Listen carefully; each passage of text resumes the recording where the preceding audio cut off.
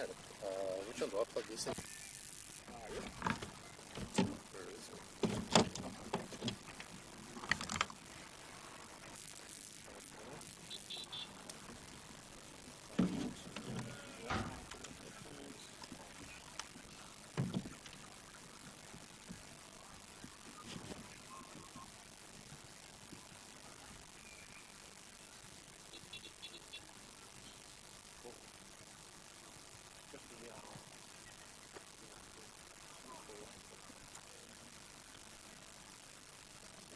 Stand?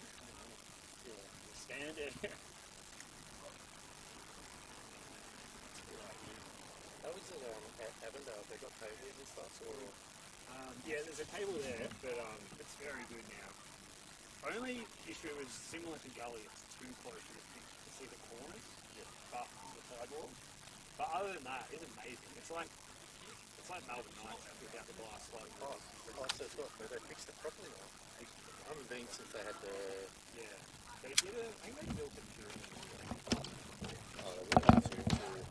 They had the stand there. Yeah. And they moved down into the flop door there. And it's funny, you can sit in the stand, but the gantry's on.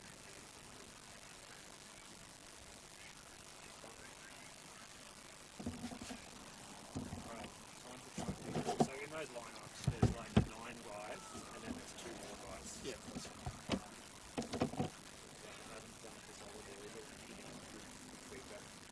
I still want to keep it going on the last part of the end of the year.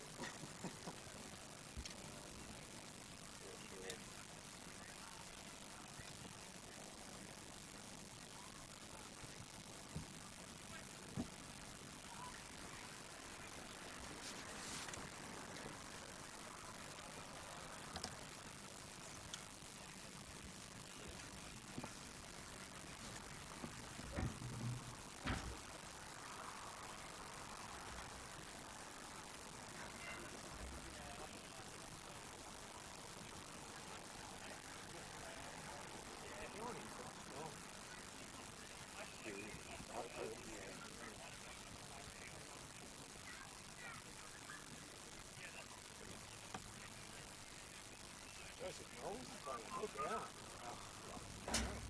Really good. I think he doesn't get into it long. Oh, I know. I don't really have any reserves.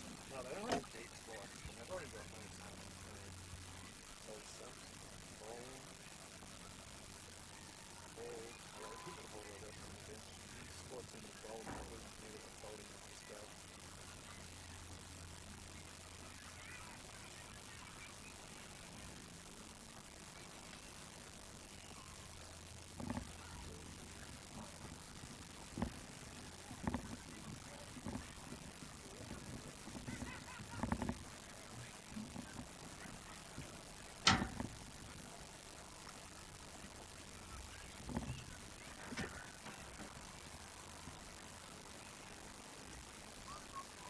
You don't need like chiropractic adjustment tomorrow, Julian? Yeah, I do every day.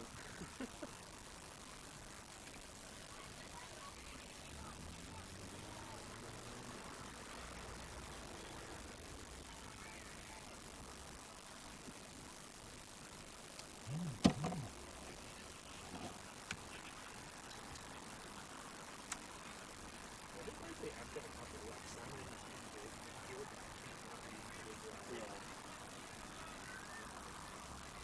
That's alright, I didn't think they'll take this seriously. They can't now, the fans are complaining about South putting it under 23s. Yeah. Just go on the comfortable scale. It's like, no, this is a good play. I have this scale. No subs are you. Yeah. Yeah. Make one sub as a time less doing the YouTube image.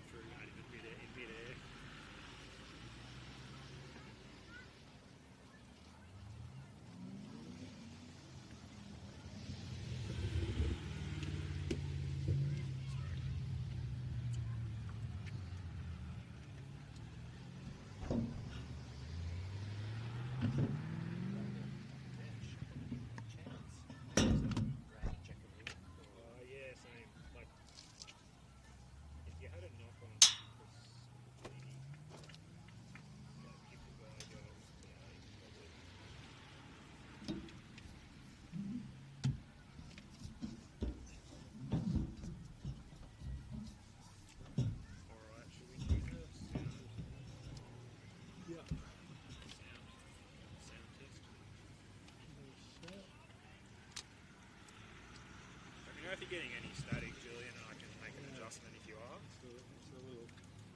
Do you need a headset? Oh, you got one. Oh, look at this. Can you Didn't come down in the last shower. just Sorry. give me a 1-2 down your mic? Yep.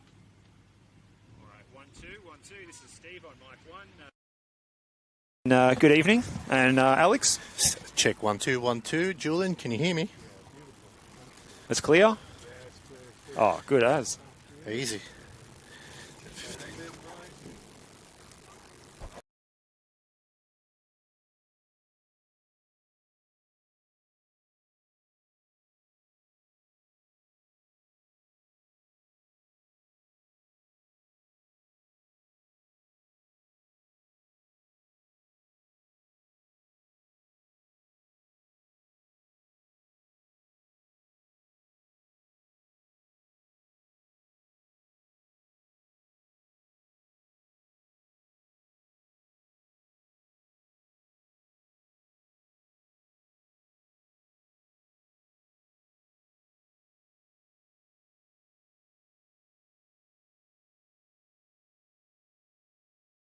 Help us level the playing field.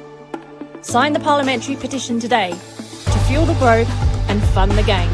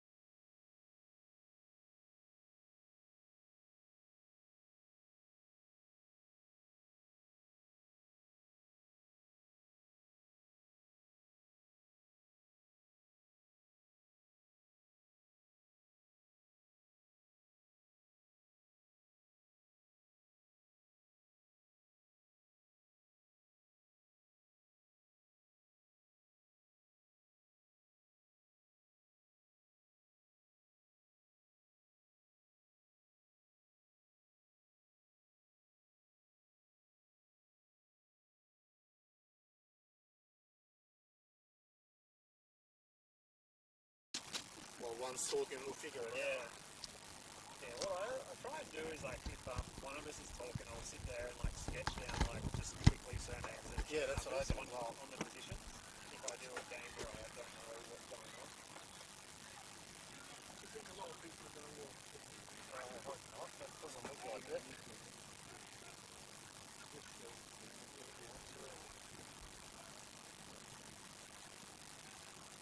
Protocols in place. I mean, if there was ever OHS protocols in play, it's filming from this posse here, isn't it? This isn't bad. I'll get a stream going, or... Yeah. I know, and careful, like, because there's nothing, you can just come off the side of it quite easily too. It's, you've worked up here before though, I'm told. Yeah, I did a cup game last year. Yeah. So, we've both done it before. I said I did a NPLW game for Calder United before they did farewell to their independence and existence.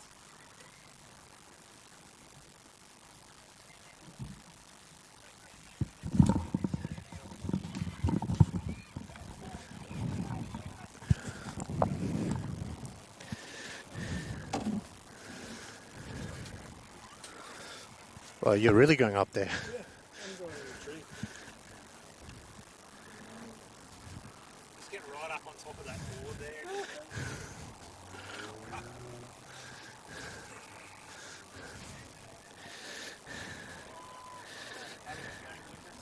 That place back in October is definitely in October.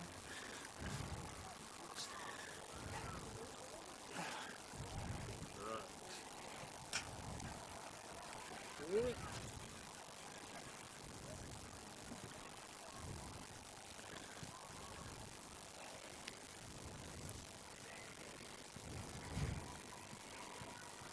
.45 kickoff, is that right? Yep.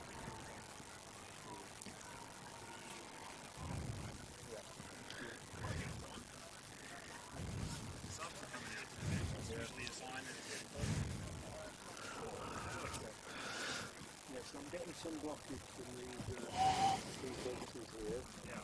But there's nothing else we Not can much do we can about do. that. It's either that or we build from ground level over the side with the new walls and new units. And also, it's hard to operate with this created situation.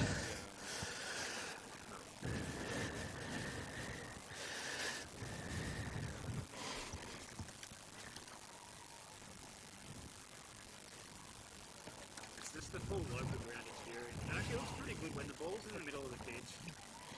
It's pretty good. It's only the flanks on the side, really. They can just play on the other side of the pitch.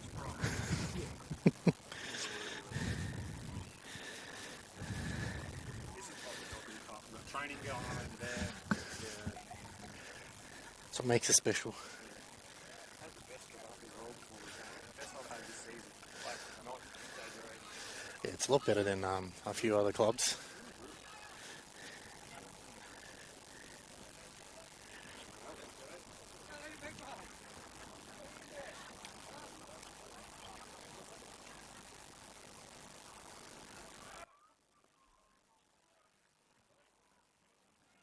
That's making a noise, Steve. Just let me know. Got nothing at the moment.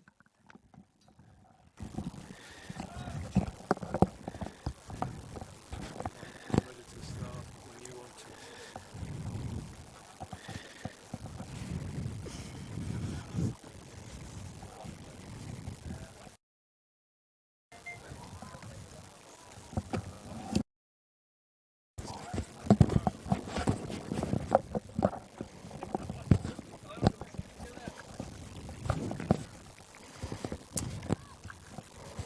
Well, hello and welcome to Keilor Lodge. The Dockerty Cup is back for 2026, proudly brought to you by New Balance, and it's great to be broadcasting this one for Football Victoria between the visiting side from NPL Victoria, second place on the table, the Oakleigh Cannons, against the home side here tonight, Sydenham Park, who sit in 9th in State League 1 Northwest. The pitch is looking an absolute picture-perfect night. It's great conditions for a good football match in the Dockerty Cup. Great to be here broadcasting this one. My name is Steve Curtin, and it's a pleasure to welcome into the gantry tonight. Up on the old scoreboard we are, Alex Zivkorowski. Good evening, mate.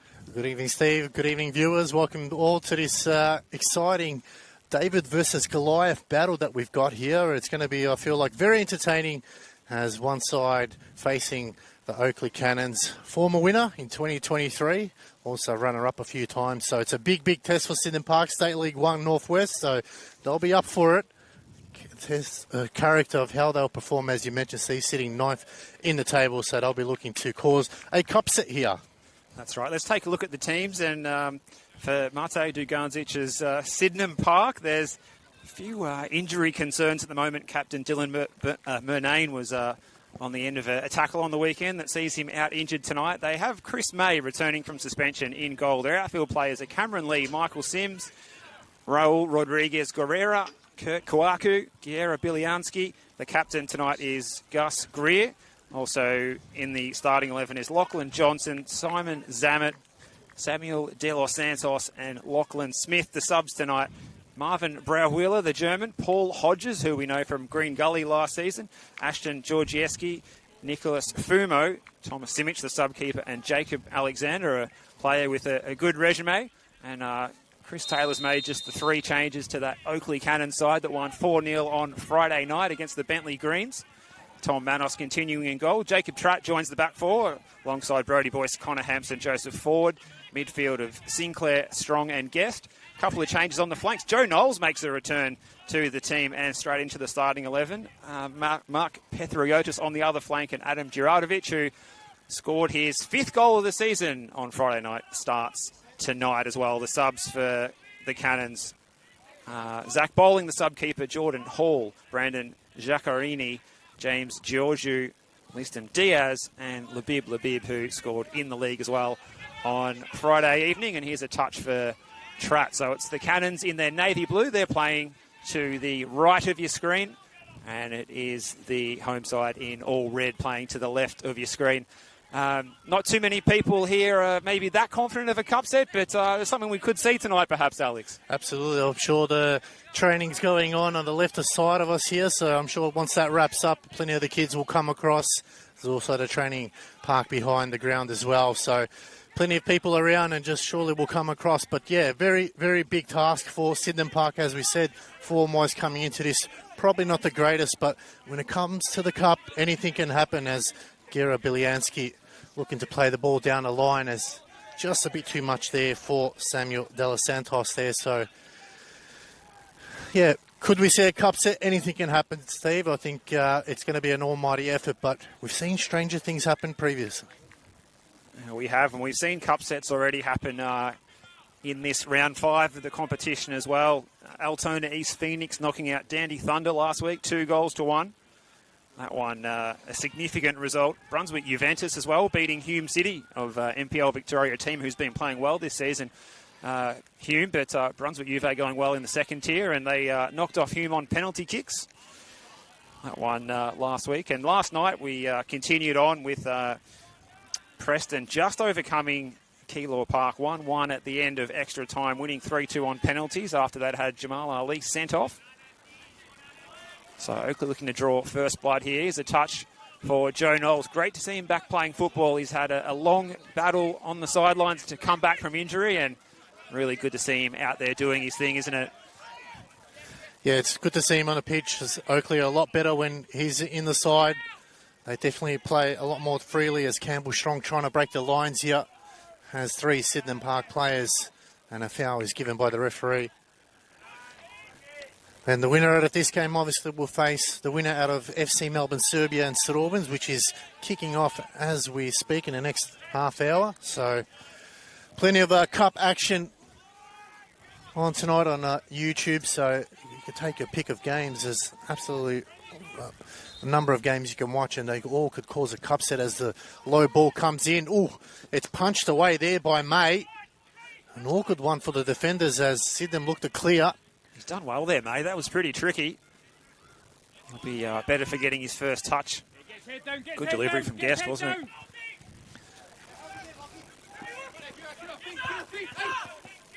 Biliansky on the ball, the number 7. Right-footed left winger. Jacob Tratt getting a start tonight. He's had to bide his time on the bench in the league more often than not of late.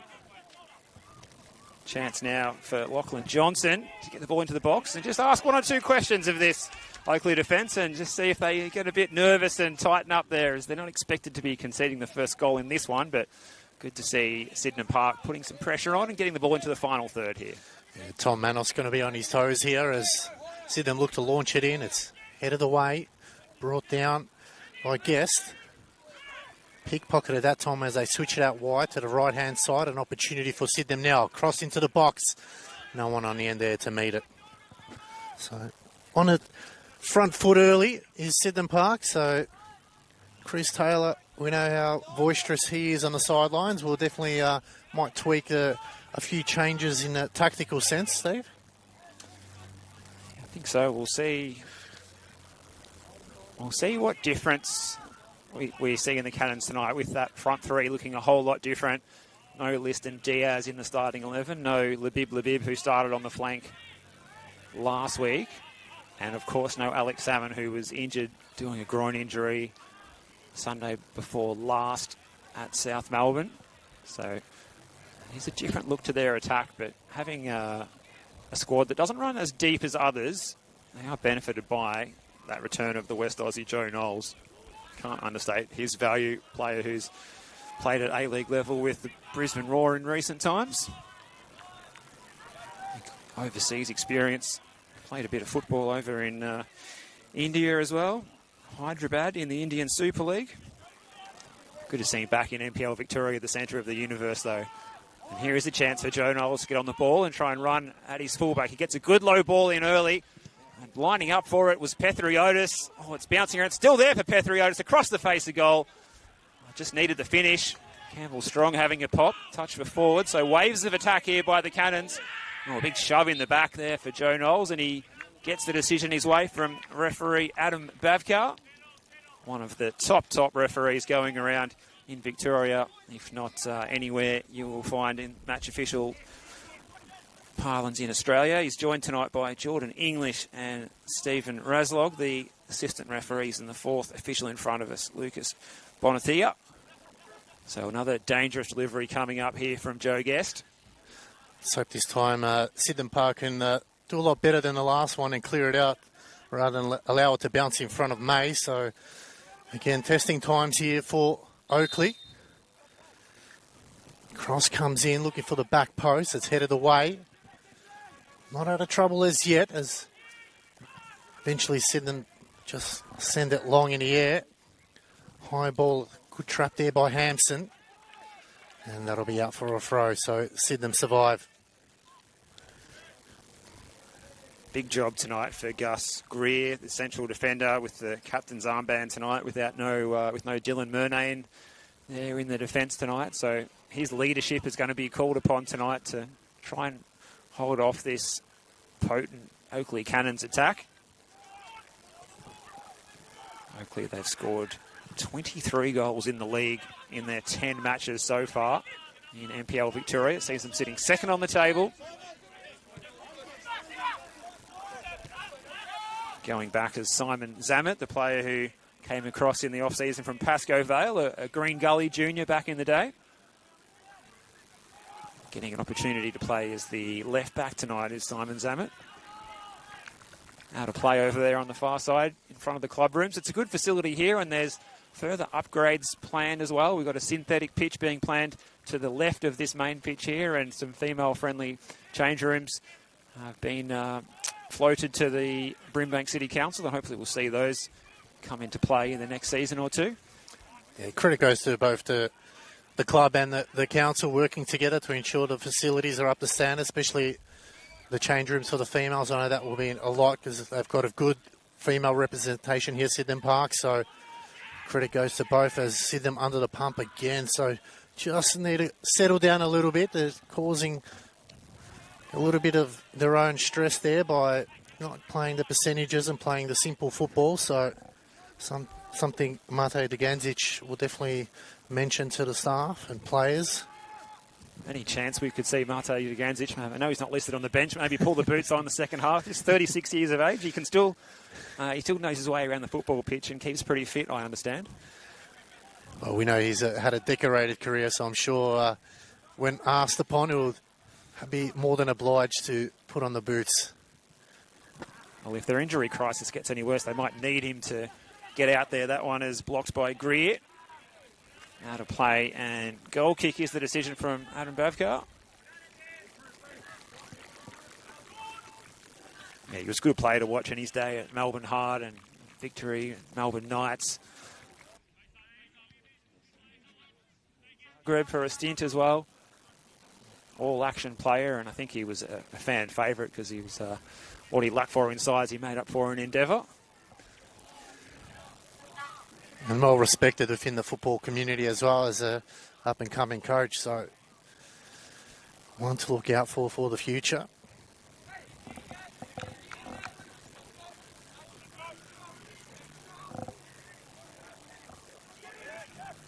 As May gets us back underway, goes directly into the middle, flicked on by Johnston. Headed away, it's all Sydenham Park going forward now. Oakleigh turned their attention to defence. Good movement again now. They've got it into the box, across. It's low. It's dealt with by Oakleigh. Falls for Zammit. Kakao. Experienced campaigner Kirk Kakao has played his football in various teams in Dandy City and Manningham, so well experienced campaigner. Yeah, good asset in midfield, isn't he, for Mate Dugandzic? He can really hold a team together, and he's just going to sit in front of that back four, try and do the screening, but also try and build up the play as well. Just keeping an eye on Sydenham's attack. They've got a lot of players ahead of the ball here, so interesting to see how they shape up when they get the ball forward. But getting the ball into the box a short time ago, good to see, and they're going to try and go forward here again. It's repelled by Tratt, though. Petheriotis, and now Sinclair. Sinclair back playing as a central midfielder. We're talking about attackers that Oakleigh have deployed this season. Sinclair being used as a right winger for a lot of the games from the starting minutes recently, and then he'll start there. Then he might shift back to central midfield if Strong or McGilp is substituted. There's no Cam McGilp as well, so that's another player that Oakleigh are missing. He will also miss the game on Friday night against Bentley. Although no McGilp, no Salmon, it didn't really matter too much. They raced away to a 4-0 lead before the stream was even up and working. Missed out on some of those goals on the highlights reel, Alex. Yeah, absolutely. It's something hopefully we can recover the vision, because I heard they were quite good goals, so I'm sure they're working hard in the background as they look to switch here. Oakleigh going forward. They're really... He's doing a lot of the hard chases there, Lachlan Johnston. He's making sure that the attackers of Oakleigh don't get an easily through possession, as we can see here. Gus Greer. Sorry.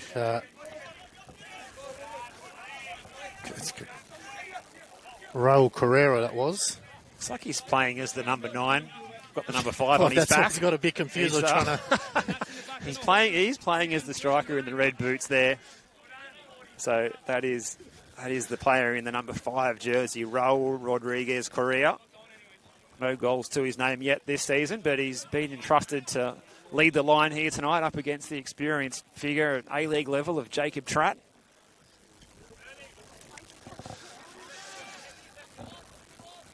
Oakleigh now, another chance for Ford.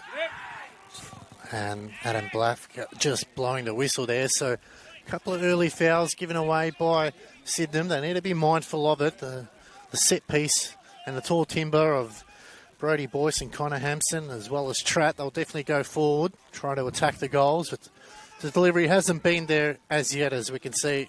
Joseph Guest over the ball now.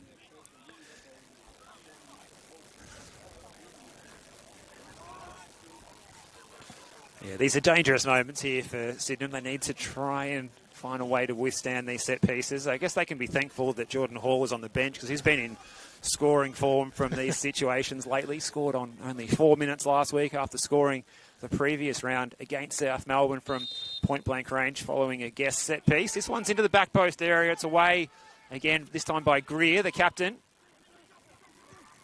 It's a touch there for Tratt, trying to show his flair like a prime attacking midfielder, but his attempts have indeed earned a corner kick, so I'm not sure if Sydenham's too happy with that call from referee Bavkar, but it's another opportunity for Oakleigh and Joe Knowles, the player, back into the starting 11, the West Aussie, over to take this one. Yeah, it's another dangerous ball coming into the box, so Sydenham, again, just need to make sure they're organised. You can see a lot of players around the keeper, so that's something the defence has to just get it together, as it's a low ball. Probably not the greatest of deliveries that time, as headed away by Strong. Follows up his own ball. He just lost his footing. And good work there by Kurt Kukau, putting the pressure on. So they're surviving at the moment. How long for is another question, Steve. That's something that Mate Degantic might just want to let his charges know, not to give away too many fouls around the box. Yeah, they're trying, just holding their own at the moment in the first 14 minutes. Sinclair played it straight against his opponent, which was Samuel De Los Santos. Looks like he's lining up over on the left wing as De Los Santos, and he's going to get on the ball here again. Tries to flick it on to Rodriguez Correa, but was unable to do so. And Kingsley Sinclair's got a bit of space in the centre of the park. Joe Guest pulling out to the left-hand side. Pethriotis giving chase, and it's out of play, and it's come off Pethriotis last, so... Well, in fact, he's given a corner, has he? So it's going to be another corner to defend here. They're getting plenty of practice defending these set pieces at the moment. Well, in fact, it's neither a corner nor a goal kick. It's actually a throw, so at least they won't have to defend a long throw. It's probably not something that's in the Chris Taylor repertoire. It's going to be a goal kick now, so back under order.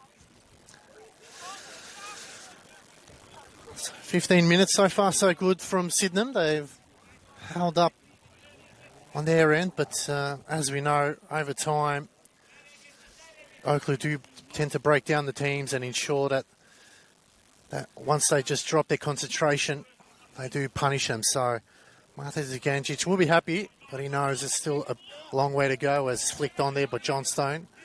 Biliansky battling hard with Strong. He's come back the other way as falls for Juratovic. Plays it out wide to Knowles, trying to whip in a ball, but takes a deflection. Sammet's able to go down to the line. Good movements here by Sydenham, but they turn it over cheaply. Brought down by Correa. Just going back and forth at the moment, Steve. There's a lot of ping pong out there. Who can settle first in this match? Joe Knowles gets the ball in. It's going to run all the way through to Chris May. Sent off in round 4 of State League 1 in the 0-0 against Ballarat City. Glad to be back in the starting 11 after watching from the stands last week in the loss against Westgate Cinderlich. Here's Johnson. He's been a live wire down the left-hand side, but he's double-teamed here, but he's not going to give up. He's contending with Boyce and Joseph Ford, and they might win the throw here, Sydenham Park. Yeah, good chase there. Didn't give up. He knew if he can just continue to attack, eventually he might get an opportunity as Sydenham look to go forward again, but plenty of blue shirts. Good tackle. Correa can't get a shot off. Needs to lay it off. It's on the edge of the box. And they're cleared by Strong again. But as you mentioned before, Steve, it's just a ping-pong ball, and we've got a player down there. Looks like he's just adjusting. Copped one where he don't want to cop one there, hasn't he? Especially in this cold Tuesday night in Sydenham. Dear. So he's come up and down, and play continues on. Hopefully not putting it out. The player who's down is Samuel de los Santos. Still they go on. Oakleigh not willing to put the ball out. This won't impress the home fans. And they're going to be able to get it away here and put it out of play. We're going to get a bit of a break here for players to get a bit of water on board and some instructions from the coaches, because that's the number 21 for Sydenham Park, Samuel de los Santos. He's copped one there right on middle stump, hasn't he, Alex? It's he's got up and down a couple of times, so he's definitely feeling the pain. He's been a live wire so far. The trainer's out. Just that's it. Getting a good look at that one there from Julian behind the camera. That's the technique. Just not sure what move you call that from the trainer. If that's a recognised physiotherapy trend or whatever works.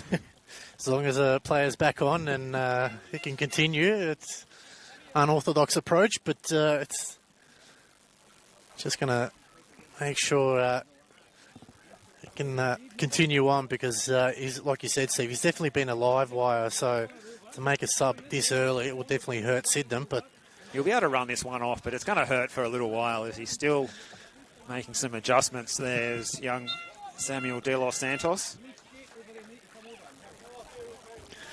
Oakleigh will return the ball back to Sydenham after Sydenham put it out of play for Sammy de los Santos, and he's just jogging back into position, but he's still a bit uncomfortable, isn't he, Alex? He's just still looking to make some adjustments there.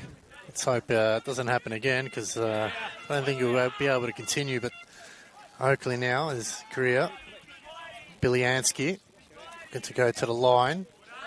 Good battle this one between Johnstone and Ford. Biliansky now charging forward, needs someone there. He switches it wide to the right-hand side of. Now Sydenham, cross comes in. It takes a deflection, so it'll be their first corner in the game. I'll give you an update in the Goulburn Valley game in the local derby there. It is 2-2, so it's a bit of a goal fest between Goulburn Valley Suns and Murray United. So, goodness me. Make sure you stay with us on the broadcast of this one, of course. There'll be plenty of goals to come here too.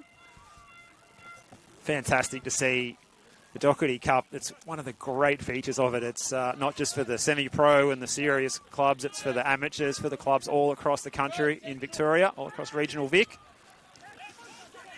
It was away by Hampson. Kwaku giving chase. Knowles gets there first. He hasn't lost any of his pace while he's been out injured.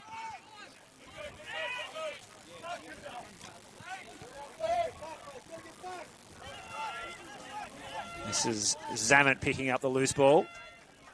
Gets the thumbs up from his goalkeeper, May. I thought May was wearing a high visibility workwear kit for a second there, Alex, when he first came out. But I think that is a legitimate goalkeeper's top. It's brighter than something that was worn in the 98 World Cup by Jorge Campos. But no, it's a good look, I think. He's not going to be having any trouble. His teammates won't have any troubles picking him out when they're trying to play a back pass back to him tonight under the candles here at Keilor Lodge. Interesting, though. They're very similar to the referee, so it's been given the approval there. But interesting to see. You're right. He definitely won't be able to miss him, that's for sure. But from the top down, the Sydenham Park have a consistent goalkeeper dress, which is good. Oh, got another update for you, Stevie. Now the game, South Melbourne versus Bulleen. Bulleen are up 1-0 there, so could that be another? Is that classified as a cup set, Steve? Absolutely. South Melbourne is the team to beat in any competition in Victoria this year. The holders of the Dockerty Cup and the league leaders in NPL Victoria. Winners of the Australian Championship. They just keep racking up honours and they're trying to chase glory in Oceania at the moment too. What a juggling act they're doing. Well done to Bulleen. They've been on a bit of a good run of results lately. They started very slow under Jacopo LaRocca this season, the boys from the Veneto club. But South Melbourne playing their home match away from home down the road at JL Murphy tonight. Maybe just confused by the unfamiliar surrounds without having the athletics track around the outside. This one's going to hang in the air. Joe Knowles is going to try and bring under control. You can tell it's a firm pitch. That ball bounced very high off the deck. Getting stuck in was Kurt Kawaku.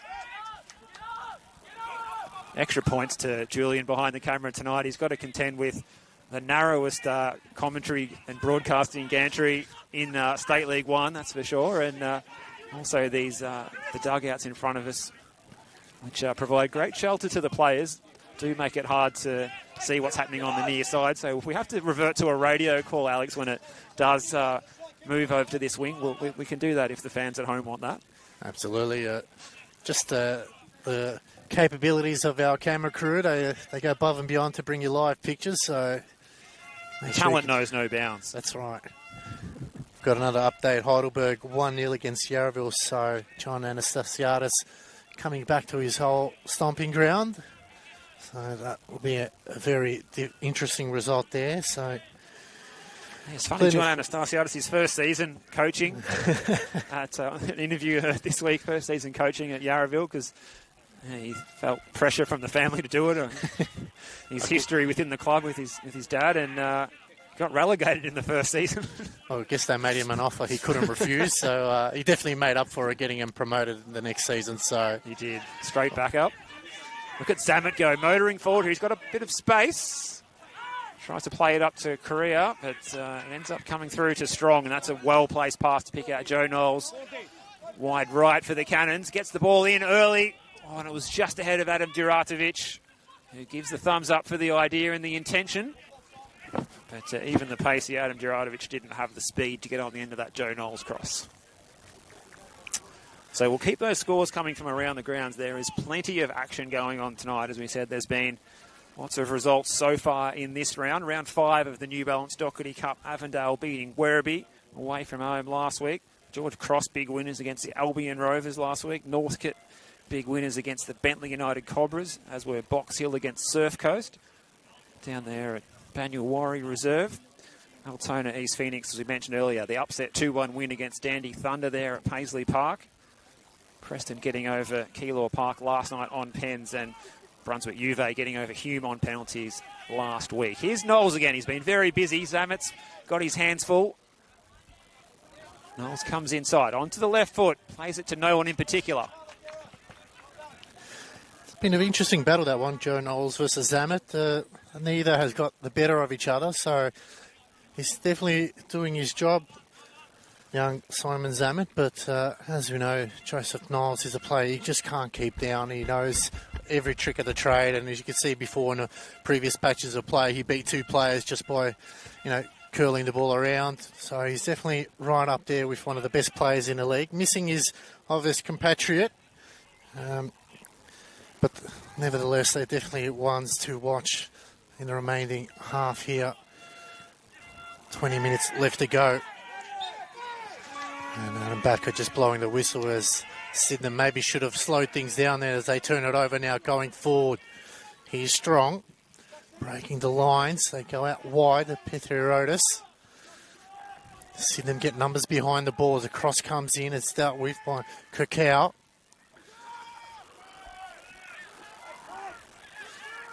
Got to be careful now. Still can't seem to get it out of the box. They eventually do, as taking a tumble there. As Correa. No free kick given, as Adam Bafka says it was clean. He's letting it flow. Big chance for Guest to play it in. Hampson was there, making the run. The two former Curzon-Ashton players combining. Curzon-Ashton being relegated on the weekend as well on the last day of the season over there in National League football. I'm sure the boys will be keeping an eye on their old teammates and sending them some text messages of support. Tell them they'll be back next year. You never know. Sorry, they won't be coming back to play for them next year. I mean, they'll be back to getting promoted next year. Well, you never know. There might be a few surprises. Maybe Chris Taylor might get some players in the transfer window, which is coming up very shortly. So maybe keep an eye on those players there as eventually it's cleared by Billy Ansky. So switching wings here. So Oakleigh just controlling the game a little bit here. Sydenham are holding on for now. As they send it forward, it's flicked on. Correa battling hard. And Adam Bafka points to Oakleigh through the jeers of the home fans right in front of the canteen as we can smell the kebab from here.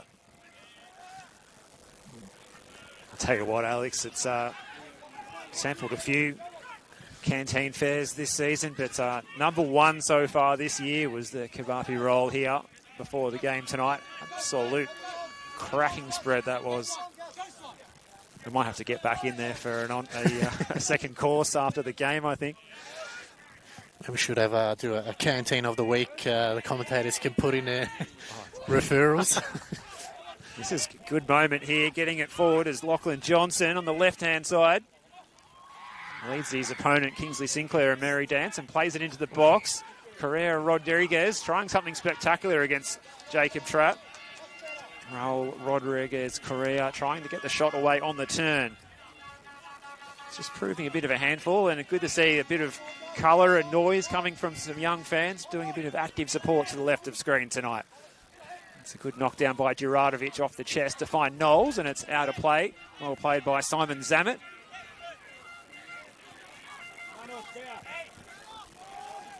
We'll keep you across those scores coming from around the grounds with so much action in round 5 of the New Balance Dockerty Cup tonight. Thanks for your company. We're locked at 0-0 here, and Sydenham Park, the underdogs, might be on the break here. Ball played through.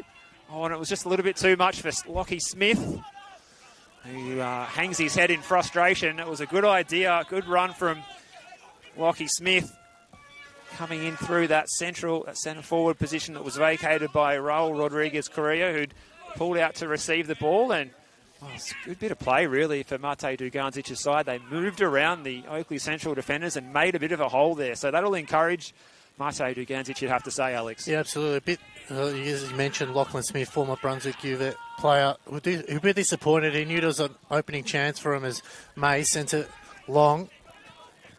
As Ford heads back, as got an update there. Heidelberg leading 2-0. Goulburn Valley Suns taking the lead 3-2, and Nick Debano will be happy. His Bulleen Lions are leading 2-0 against South Melbourne. So could we see a big cup set here from Bulleen?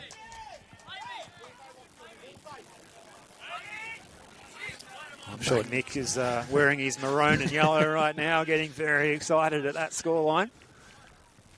Here's Trapp trying to switch the play out wide.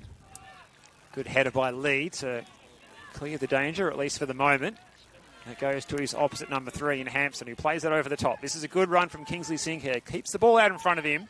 It was away by Michael Sims, and then over the top from Campbell Strong.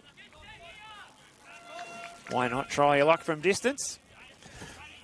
And half an hour gone, and you think Mate Duganzic should be pretty happy with this scoreline, Alex. Yeah, absolutely. I think you can see Oakleigh, they're trying to, at set pieces, they're going high, whereas when they're running in between the play, their crosses are coming in low. So just trying to confuse the Sydenham Park defence. But they're holding up at the moment. They're clearing the ball each time it comes in. So maybe just need to change it over a little bit and not be too predictable at the moment, because every time Oakleigh are running with the ball, they're crossing it low. So it's working in the favour of Sydenham as, again, strong header there. Opportunity for Sydenham to go forward. It's a high ball in the air. Bit of ball watching there from Correa as it comes out wide to Johnstone. He's looking to play it in. Good work. Knowles and Guest going forward now. Sydenham. Lovely ball. Correa trying to create some space.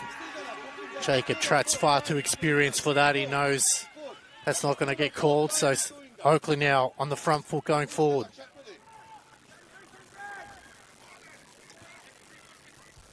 Good tackle in the end. Been a pretty clean game so far, Steve. Yeah, Adam Bavkar, again, as we were saying, one of the top referees going around. He's been able to let this one flow. And here's another opportunity for Johnson. Running at Joseph Ford. What a good duel it's been between these two. Lachlan Johnson gets back onto the right, plays it back to Simon Zammit. Coming inside is Lockie Smith. In fact, it was Billy Ansky. Switch of play, Kawaku. Not the tallest man out there, and he was able to control it with his chest when others might have been using their thigh. Good low centre of gravity, though. Here's Cameron Lee. Man who maybe doesn't have the lower centre of gravity like Kawaku. Just decides to play it back, and they can recycle possession here. And this is good for Sydenham Park, just taking some time to control the ball and make Oakleigh come to them. Oakleigh happy just to sit off the central defenders here. Michael Sims as he goes back to Chris May. May's going to send it long on that left peg. Good aerial duel coming up. Johnson throwing his head at it. Billy Ansky chasing the flick on. Boyce is going to play it down the line. Opportunity here for Sam De Los Santos, who's recovered from that incident with the crown jewels earlier in this first half. And there's plenty of space here for Connor Hampson to stride forward. He's got Pethriotis to his left. Joe Guest is making the third man run. Gets the cross in. There's no one there except for Simon Zammit, the former Pascoe Vale defender, and he can just bring the ball out of defence. His coach is just reminding him that he's got time. Well, that's a clever move there from Lachlan Johnson. And he wins the free kick from referee Adam Bavkar. Score update, Heidelberg 3-0 against Yarraville and Elton Redbacks 1-0 against Essendon Royal. So some good results so far. It's been a really good battle there, Lachlan Johnson and also Joseph Ford. They've really, neither has had the better of each other, but there's little battles across the pitch here, Steve, that we like to see despite the difference in which leagues they're playing. It's every man trying to win their battle, and that's what's making a difference in keeping the scores at 0-0 at the moment. Well, here's Johnson again. He's been so busy down this left-hand side, he can't keep the ball in play. We mentioned Oakleigh's form this season, 6 wins and 2 draws from their 10 league matches. It's a different story for Sydenham Park, just 1 win and 1 draw so far this season in the league. They've only scored 4 goals from their 5 matches in the league so far, so they've struggled a bit, and they've had more wins in the New Balance Dockerty Cup this season than they've had in State League 1 Northwest, which is quite staggering. They beat Laylaw United, Macedonian rivals. They lost to them in the league 4-1, and then a week and a half later on Thursday before Easter, turned around and beat them 2-1. Lachlan Johnson and Chris Davies with an 80th minute winning penalty after Laylaw ended up finishing that match in the final minutes with just 10 players to progress from round 4, and that was after they beat State League 3 side Balmoral, who's sitting second in State League 3 Northwest at the moment. On that day, 4 goals from the German, who we've seen playing at Geelong and North Geelong Warriors, Marvin Brow-Wheeler. Typically a defensive midfielder or even a central defender. He was deployed that day as a striker, and to good effect.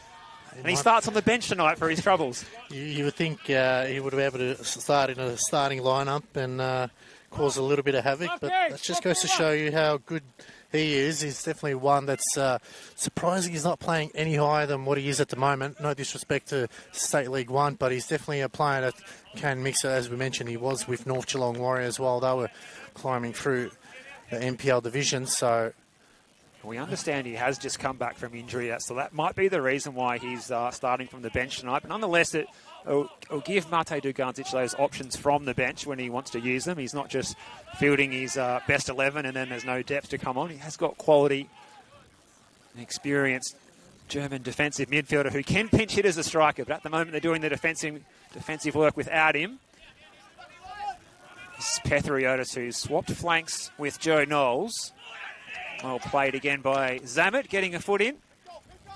He's been good at left back so far tonight. Joseph Ford to take the resulting throw in.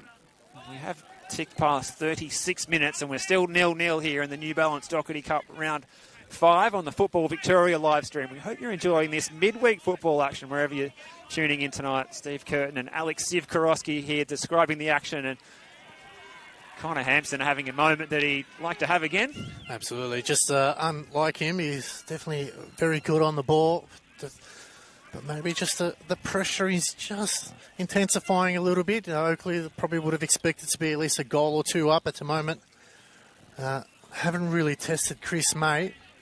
There's another ball out wide and good defensive work by Cameron Lee. He's definitely been busy out of the two wing backs, so another opportunity here for Oakleigh going forward.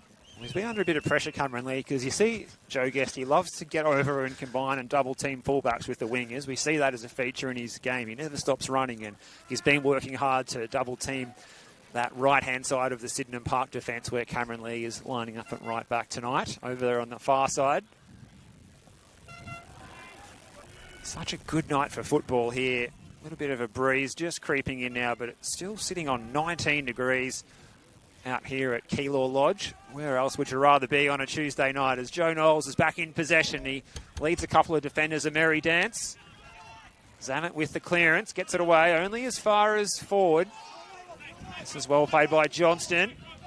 The running battle between these two continues, and the nutmeg on forward by Johnson, but it's easily picked up by Guest, who, as we said, never stops running as he plays his ball forward. The only time he stops running is at moments like that where he loses his footing. Now they can play it out wide here, Sydenham Park. There's Smith playing it forward. And this is going to be a corner here for the home side. Raul Rodriguez Correa getting in the right position. He's made some good runs. As that time there was no exception, and they do win the corner kick opportunity. It looks like Lachlan Smith, the former Brunswick Juve and Altona City attacker, is going to go over and try and swing this one into the danger zone, and we'll see what they can muster up here with some of their tall timber coming forward, such as Cameron Lee and their striker, who's already lurking in the box, Raul Rodriguez Correa.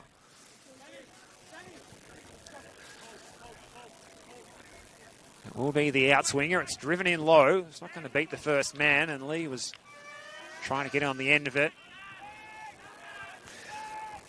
Just need to be a little bit better there by Sydenham. They know that their chances are going to come far and few, and got to just test Manos. Yeah, like we said, he hasn't been tested at all. They definitely need to make sure that those balls are coming in, putting him under pressure as they go forward. Correa now playing lovely ball here. And they'll get a goal kick. So just not clicking for him in the final third, Steve. You feel like if they can just get Correa in an open space, he definitely could put one away. But at the moment they're just overworking the ball and just need to keep it simple. No need to do anything too spectacular. You only need one chance in front of goal, and as long as it goes in the back of the net, doesn't matter how it goes in. So Oakleigh will be happy, but they know that they should be at least a goal or two up from here. Well, Sydenham Park, they are getting the ball into the final third. They're not getting those shots on Tom Manis to test him out, but you can just see Chris Taylor and his assistant, Craig Smart, in front of us, just looking a little bit toey at the moment because they are expecting to have been on the scoreboard by now.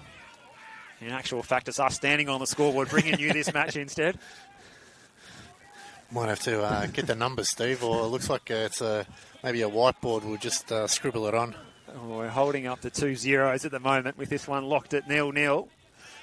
Certainly not going to do a shoulder injury hanging up the numbers in this first half, because it looks like we're a good chance of getting through to half-time without anyone breaking the deadlock. But we have seen Oakleigh score late in matches, late in first halves, especially weekend before last at South Melbourne. They scored in the 6th minute of first half stoppage time to break the deadlock. This one in by Guest.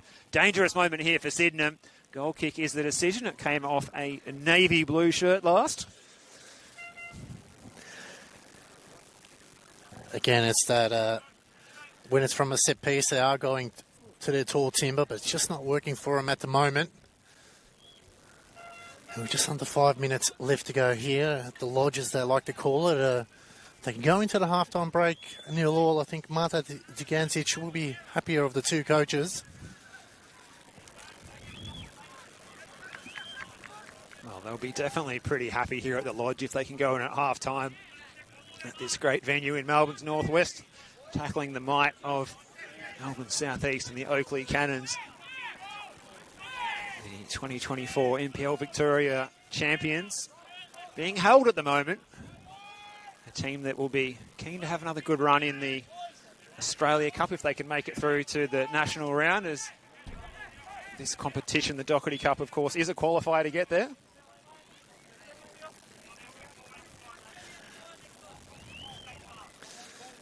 Should I say 2023 Dockerty Cup winners, 2024 NPL Victoria champions. Being runners-up, they did lose in silverware. 24. They were in the final, Steve. They did lose 5-4. They lost on penalties in the final, yeah.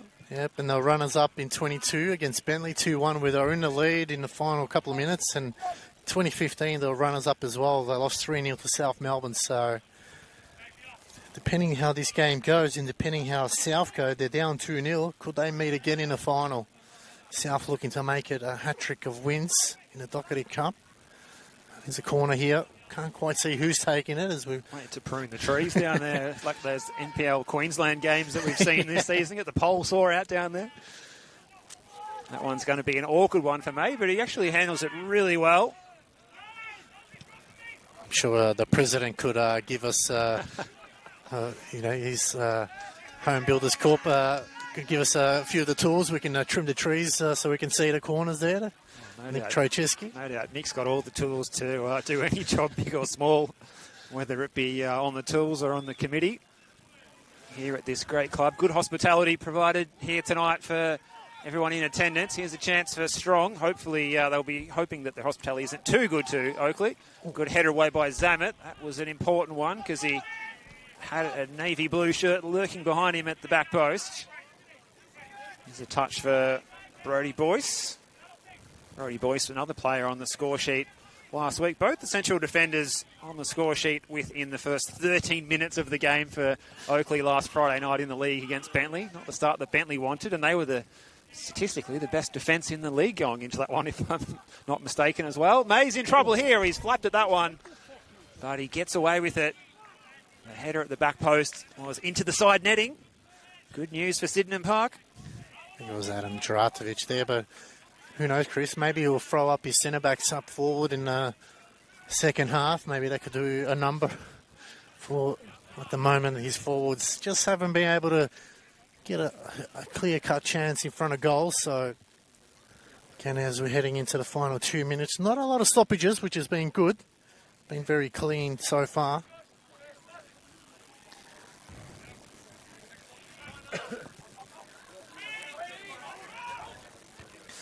Head of the high ball in the air, cleared that time by Trapp. Good movements from Juratovic. As Knowles now on the left-hand side. Assessing his options. Cuts back into the middle. Shot comes in low. It's a good save by May. And forces another corner here. Yeah, they had a lot of power in it, that shot. And May was in good position there to make sure he wasn't beaten at his near post. So the resulting corner, we'll see the last action of regulation time in the first half. It's away by Johnston. Only as far as Guest, who can Try and get in a second ball away by Zammit this time. And he might be able to pick out a player in a red shirt this time. Johnston giving chase, going to ground, getting up and down and doing the hokey pokey and musical chairs a little bit there, but they're in a little bit of trouble now because there's blue shirts streaming forward. And they're going to concede another corner kick here. Just looking for confirmation of the added time. I'm not sure if our fourth official tonight, he's got an excellent pair of Copa Mundials on, but I'm not sure if he's got his digital board to hold up the added time. Might just give us the peace symbol there. It's 2 minutes. I don't think there was a lot of stoppages other than the earlier incident. And Sammy De Los Santos has just about recovered from that low blow, I think. So we wait this corner kick delivery. Looks like Knowles is out there in the shadows taking this one. Adam Babkar keeping a close look on the 6-yard box. May got a fist to it. That'll just about do for the clearance, and that'll do for the first half. And it's an impressive first 45 for Sydenham Park. We'll go into the dressing rooms at 0-0 in this battle between Sydenham Park, 9th place in State League 1 Northwest at the moment, against 2nd place, the might of the Southeast, the Oakleigh Cannons from NPL Victoria, the Cup winners of 2023. And, well, Marteta Ganzic's message at halftime, I'm sure it'll be pretty positive to his players. They've defended pretty well. Yeah, absolutely, Stephen. I think it's more so as that final third. They're getting up to and pressuring the Oakleigh defence, but they're just not getting a shot off on Manos. And I think that's something Marte will be happy with. They're getting the ball forward, but really just need to be a bit more clinical, especially with the side of Oakleigh. But Oakleigh, Chris Taylor, not a man of many words. I think he'll just, maybe say, look, we're doing everything right other than putting the ball in the back of the net.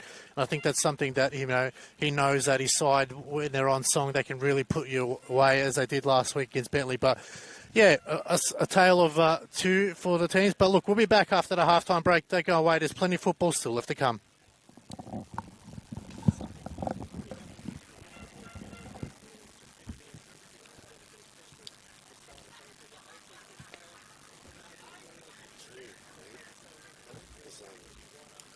Craig was messaging me at the start saying, you're on, turn up,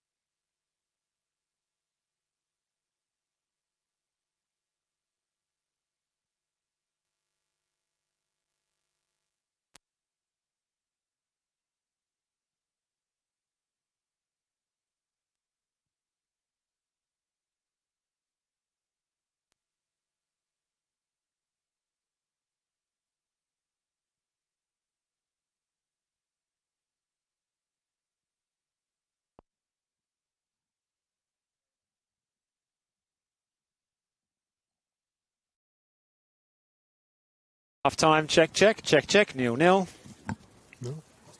Yeah. All right. Yeah, I think so. Let me just remove this. I need to move my camera as well. This is horrible filming.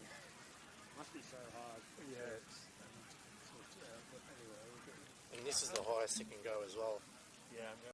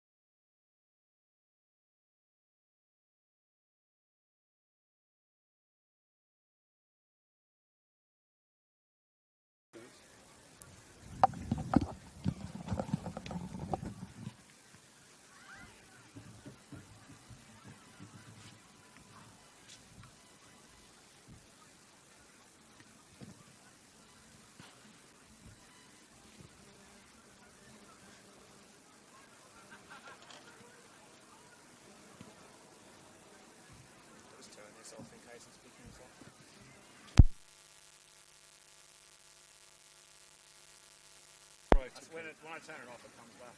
I can leave it on, but it might be not talking now. I don't know. No, I've got you off. Oh, have you? Oh, great. sorry, no.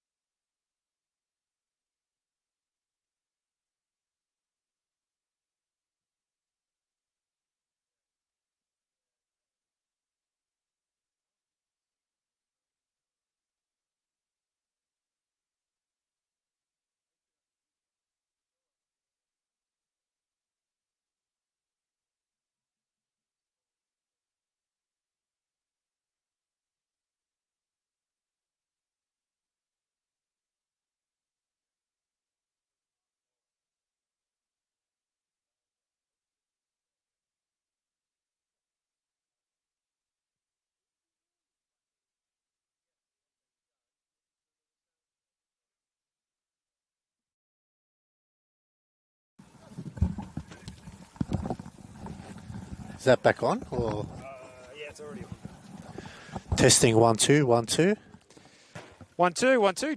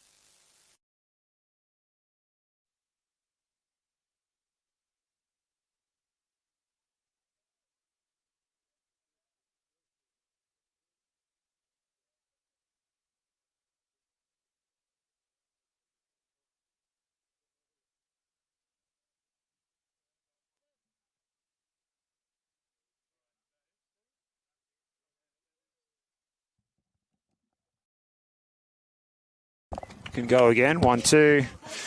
Checked.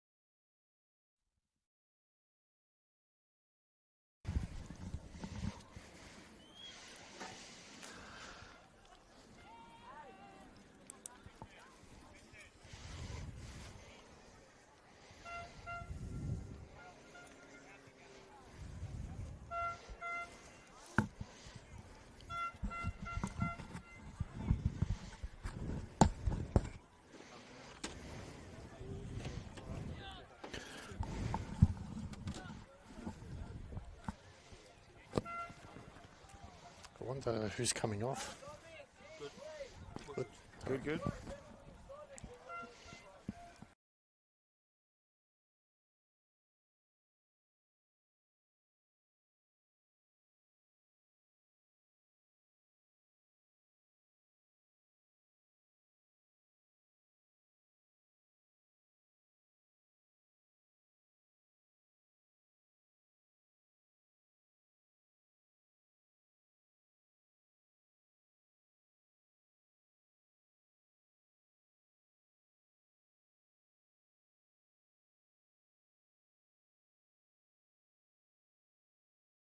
For Liston Diaz, we'll confirm who the player coming off is, but we'll bring in Alex Zivkorowski to join myself, Steve Curtin, again for this second 45. Welcome back to the gantry, Alex, and well, we're surprised, I think, 0-0 at half-time. Yeah, absolutely, Steve. I think a lot of people would have had Oakleigh in front by a couple of goals, especially what they did last week to Bentley, but Sydenham have held their own. They definitely made sure that they haven't allowed Oakleigh to get on the front foot early, but another big 45 minutes is coming up, so it's a different story now. They'll have to obviously adjust their own tactics, as Oakleigh would have adjusted theirs. So, yeah, plenty to play for. As we said, the cup set's still on the cards.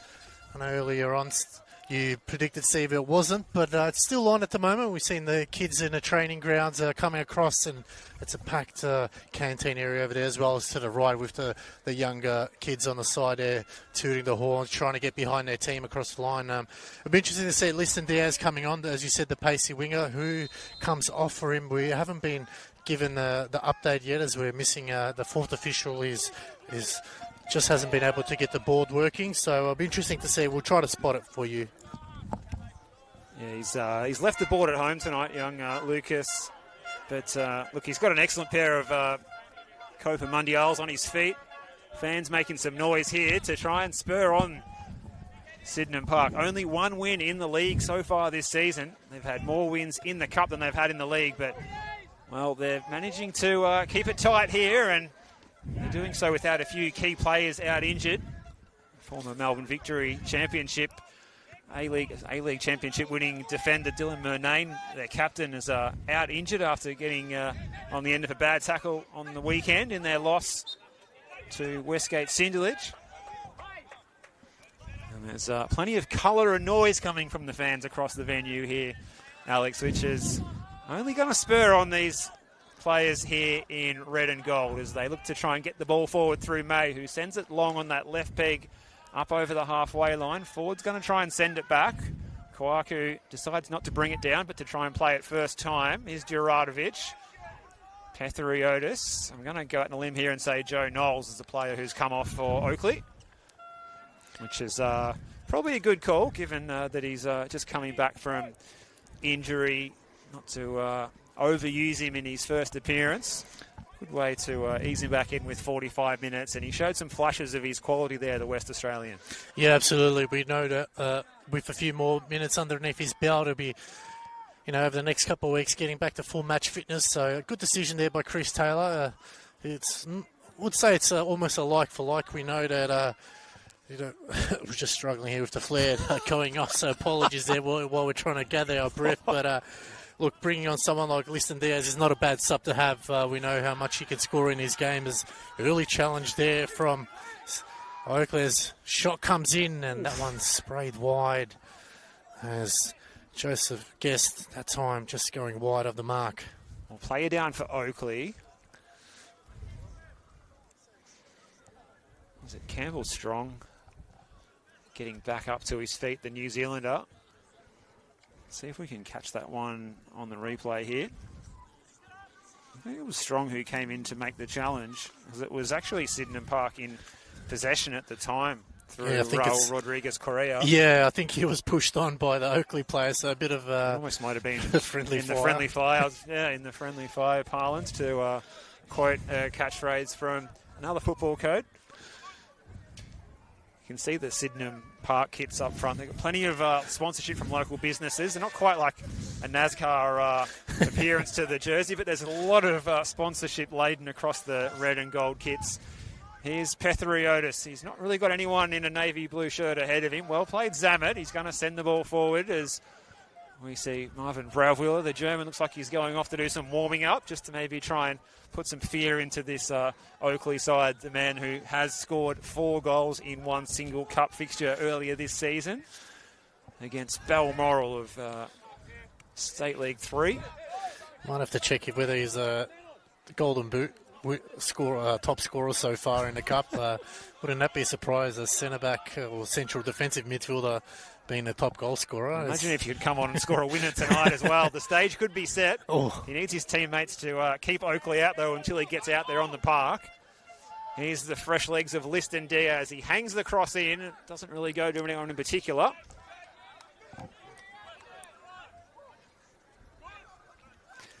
So, interesting start. Oakleigh on the front foot early, looking to get that early goal just to settle the nerves, but Sydenham are holding him off at this stage. We'll try to give you live updates of the other games as halftime is almost ending in other results. And, of course, the winner of this one, Alex, as we mentioned earlier, will face the winner of FC Melbourne, Serbia and St Albans. That match happening at Kevin Bartlett Reserve tonight. It's a 0-0 at half-time. So, again, 2 games that will potentially impact each other, being 0-0. But Eltham Redbacks 3-0 against Essendon Royals. Look at this ball from Connor Hampson to pick out Liston Diaz. Connor Hampson making the run in, gets the ball in, away by May with a double fister. Good goalkeeping to steer the cross away from danger. Here's Johnston. Well played by Ford, but he runs out of room, and it's going to be a Sydenham Park throw over there on the far side. And as you mentioned, Alex, it's such a good feature of the New Balance Dockerty Cup to have these midweek fixtures where everyone's here at the club. It's a community atmosphere. Canteen is doing some of the best food you'll find anywhere in the Northwest, and all the juniors are here from their training sessions and here to watch the senior team against a real good quality opponent, a really good test, and see if they can spring a surprise. And so far, they've been pretty impressive. Connor Hampson thought he was fouled there. Yeah, just slipped at the last second there, and unfortunately he's just been injured, so not a good sign if he comes off. He does have Jordan Hall on the bench, so Chris Taylor can obviously make that like-for-like sub, but I'm sure he would want to see Hampson back up. He gets up gingerly, so have to shake that off. He's still got another 40-odd minutes of play to go here, but yeah, as you mentioned, Steve, it's great to see the youngsters, they usually come on their weekend as well, back in their side, and now they get to see the top quality opposition and maybe one day play against them in their own version, as cleared by Oakleigh. Moving forward now, out wide to Diaz. He's been very busy since coming on, but Cameron Lee has stood to the challenge. Kept in.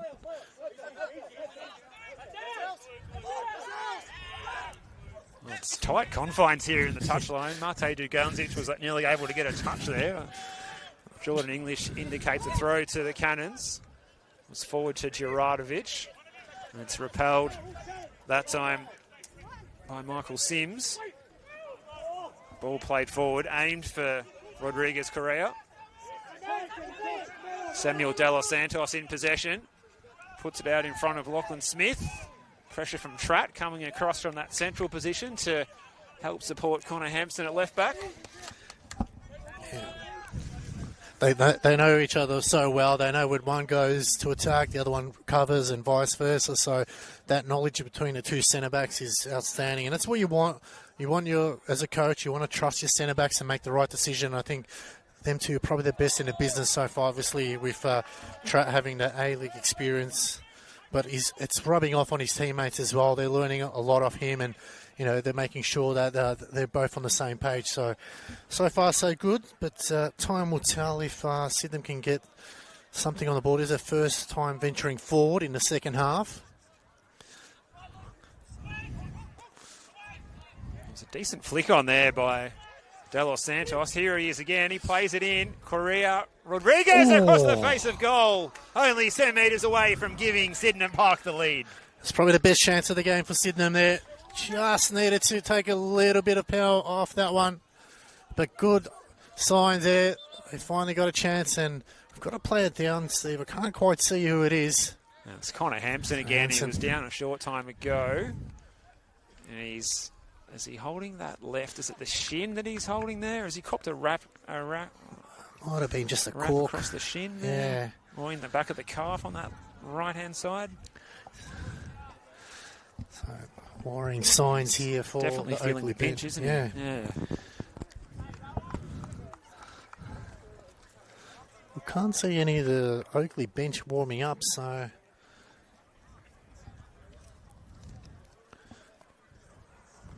So the Oakleigh trainer, Shaquille Paligaru, is being called out for Connor Hampson here, who takes a lot to... well, in fact, it's not Connor Hampson, it's Kingsley Sinclair.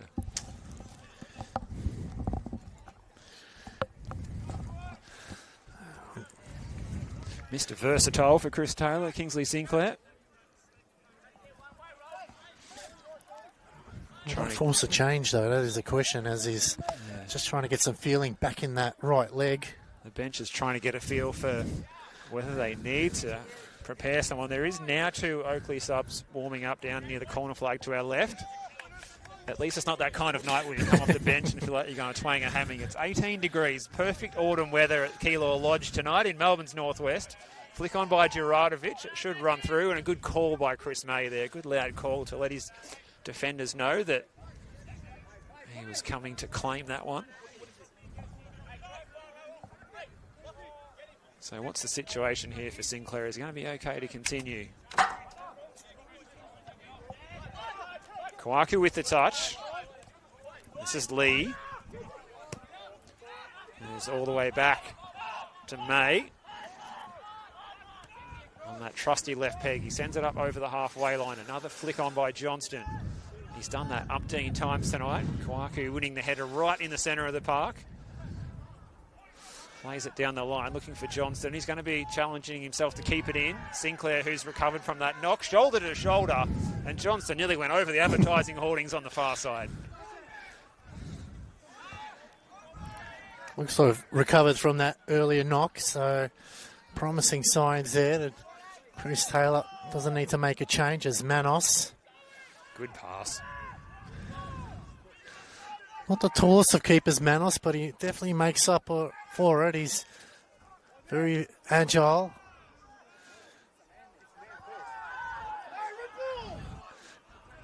Just a bit of confusion there, Adam Bavka, just relying on his assistant on the far side.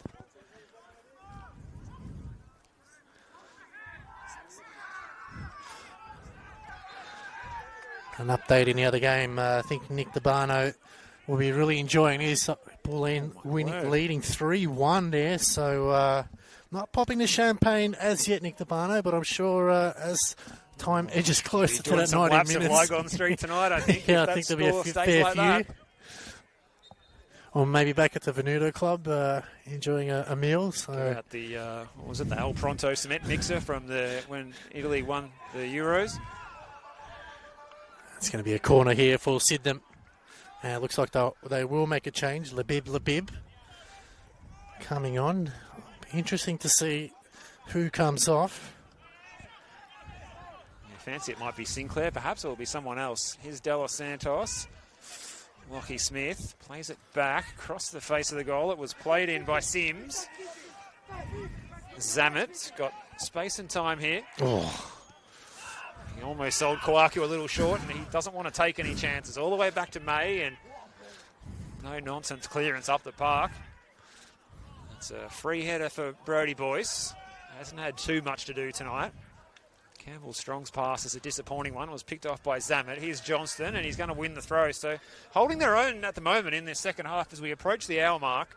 Still locked at 0-0. We hope you're enjoying this New Balance Dockerty Cup clash wherever you're tuning in from tonight, whether you're in Melbourne, regional Victoria, interstate or abroad.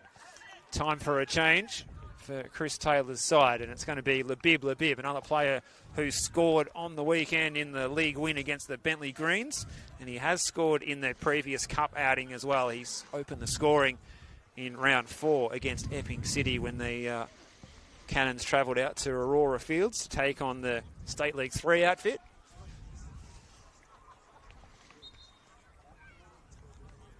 They've made the change with the substituted player making the long trip off around the far side. I can see there, Alex. Yeah, I'm just... It's Pethriotis, perhaps, the number 7 going off. Yeah, so Mark Pethriotis, 90's done. So, interesting sub that. He hasn't had a bad game so far. He hasn't had too many opportunities this season as well. Getting the start tonight in the Cup, that's another good reason when the games come thick and fast, that some of the understudies that come off the bench, or sometimes in Oakleigh Cannons' case remain on the bench in fixtures, get a chance to show their wares from the start. I don't think Chris Taylor's made 2 subs this early. We'll have to go back a fair while, Steve. It's true, 2 individual subs at separate times. Using the half-time interval to make one of the subs to save a window. He actually made a triple sub at Lakeside Stadium in round 8 against South Melbourne. That was one for the highlights reel. This ball's controlled well by Ford. It's hung in the air for an eternity after it bounced. As we said, it's a pretty hard surface here. We had a lot of rain in March in Melbourne. It's been a dry April, and the pitch is quite firm underfoot. That's why referee Adam Bavkar is wearing the grass cats again tonight, the old man shoes. I won't mention the brand, a competitor to our sponsor New Balance. Headed by Liston Diaz out in front of himself. He won't be able to run onto that. It's a fast track. This ground as well, it is sloped well for drainage, so the ball does tend to spend a lot of time running across the touchline and the byline as we saw there. But it does mean that the pitch is one that can hold up well to the heavy rainfall and heavy use in winter time. Yeah, absolutely. I think the club and the councils have done a lot of work in the off-season over the last couple of years to get it to this level. You can see it's real pristine. And I think players are really enjoying it. It's not slow. It's not too fast. It's perfect length. It's headed away there by Tratt. Going forward once again is Oakleigh through Sinclair. We get another chance out of Frono, who allow Connor Hampson as looks like a substitution, and it's the big German Marvin Broweller coming on.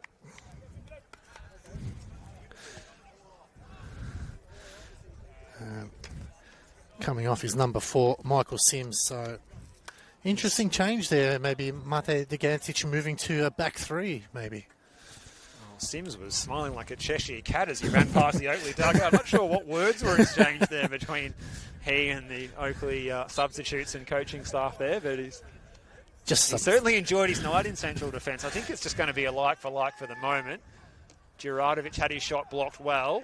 It falls for Lebiv, who's in a good run of form at the moment, shoulder to shoulder in the penalty area, and he gives away the free kick, does the Oakleigh substitute. So I think the advantage of Marvin Brower-Wheeler is he can sit there in central defence, and if they go behind and have to chase the game, he can go forward. And as we mentioned, in round 3 of the Cup, scored 4 goals in one game against Balmoral. Well, talk about central defenders going and pinch hitting as a striker, and it gets a lot of criticism. Marvin Brower-Wheeler, the German, he's got quality to play in all 3 lines. We've seen him play in midfield. He's a great defensive midfielder. Who knows, might see him in the last couple of minutes just go up forward, maybe try to pinch a late one. Shouts of handball there as referee Adam Babka waves everybody off as chance for Curacao. They go back to May, who gets a up and under. Headed back by Oakleigh, eventually sent forward. Manos out in goals. The ball was going well wide, so just a battle of the midfield, you would say, Steve, at the moment. No side's really getting a foothold to the other, so just a very tense battle between these two sides so far. Well, the level that Sydenham Park have performed at tonight has been really impressive. I think if they can perform like this in State League 1, they're going to be finishing a lot higher than 9th on the table. Well, they've got FC Clifton Hill this weekend, so if they can replicate tonight's form into next week, there's a chance now for Oakleigh! Oof. And that was well sprayed wide.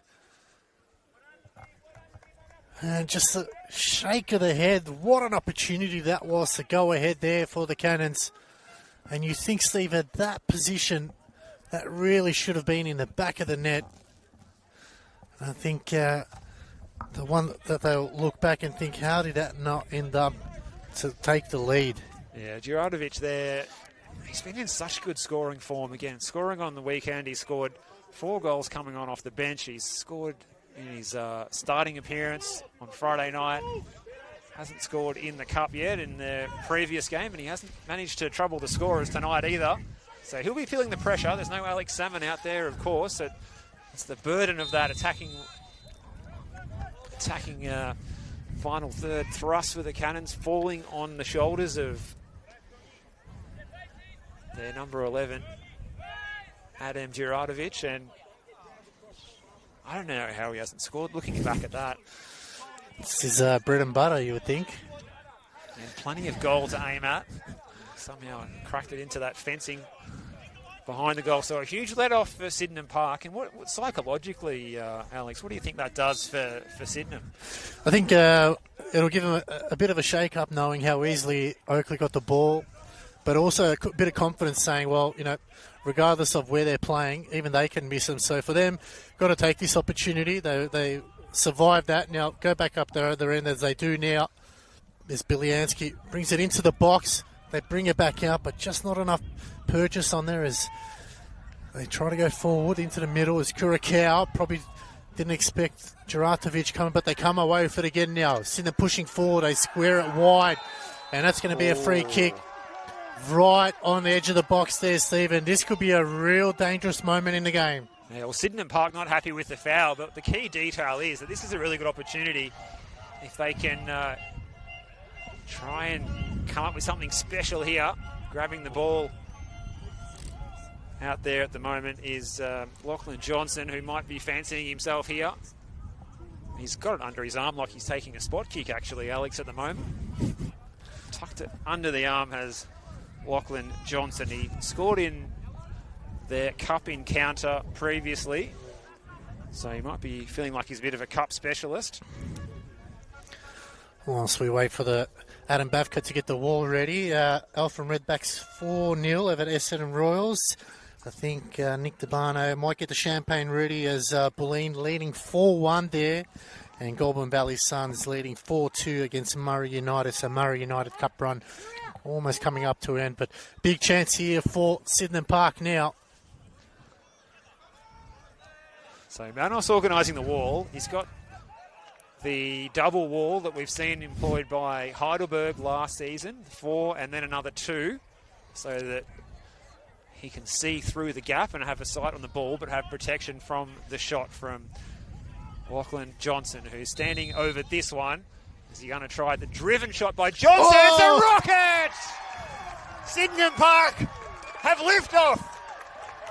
Lachlan Johnson. Well, might I say, my word, Alex, what a strike that was. You mentioned liftoff. That one was ready to fly to Mars. It rattled the back of the net. And Sydenham Park are taking the lead against Oakleigh Cannons in the 65th minute. And that's brought the ground to their feet. That was an absolutely beautiful taken spot kick. Manos, I don't think he was expecting to go through his wall, but it's ended up in the back of the net, and Sydenham have taken the lead. Oh, Manos left feeling a tad silly. An experienced goalkeeper beaten, but the quality of the shot, the power of the shot. Manos stuck the mitts up, but the ball had already hit the back of the net. That was a shot, a tracer bullet from Lockie Johnston. Well, he has that in his repertoire, and I think that's what they needed. I think, as we just mentioned a few minutes ago, Steve Juratovic up one end, misses an open goal, and then it comes back the other way, and then what a strike that was from Johnson. Absolutely perfect. You know, you practice those on the training pitch, and 9 times out of 10 might get one, will end up. But that time it was absolutely perfect strike, and that's going to lift the confidence of Sydenham now. And you can see going forward, they're really now starting to play more fluently, not afraid to attack a bit more, and the pressure's back on Oakleigh now. Well, if you have just joined us, don't adjust your sets. That is the correct scoreline. Lockie Johnson's strike from around 25 yards. Straight past Tom Manos, through the double wall. We'll have to go and check that there's not holes in the back of that net out there, Alex. I tell you what. I'm surprised the match commissioner hasn't gone to check it out just in case there is, as we'll turn our attention back to this one as Joey Guest there earns a corner. But, well, check the replay out on that one, ladies and gentlemen.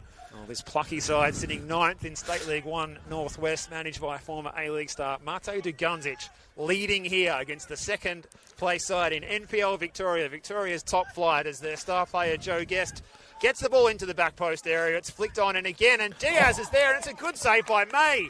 Good reactions. Ball still alive. Back in by Guest. They're queuing up at the back post, and May's going to handle this one too, and he can take some time off the clock.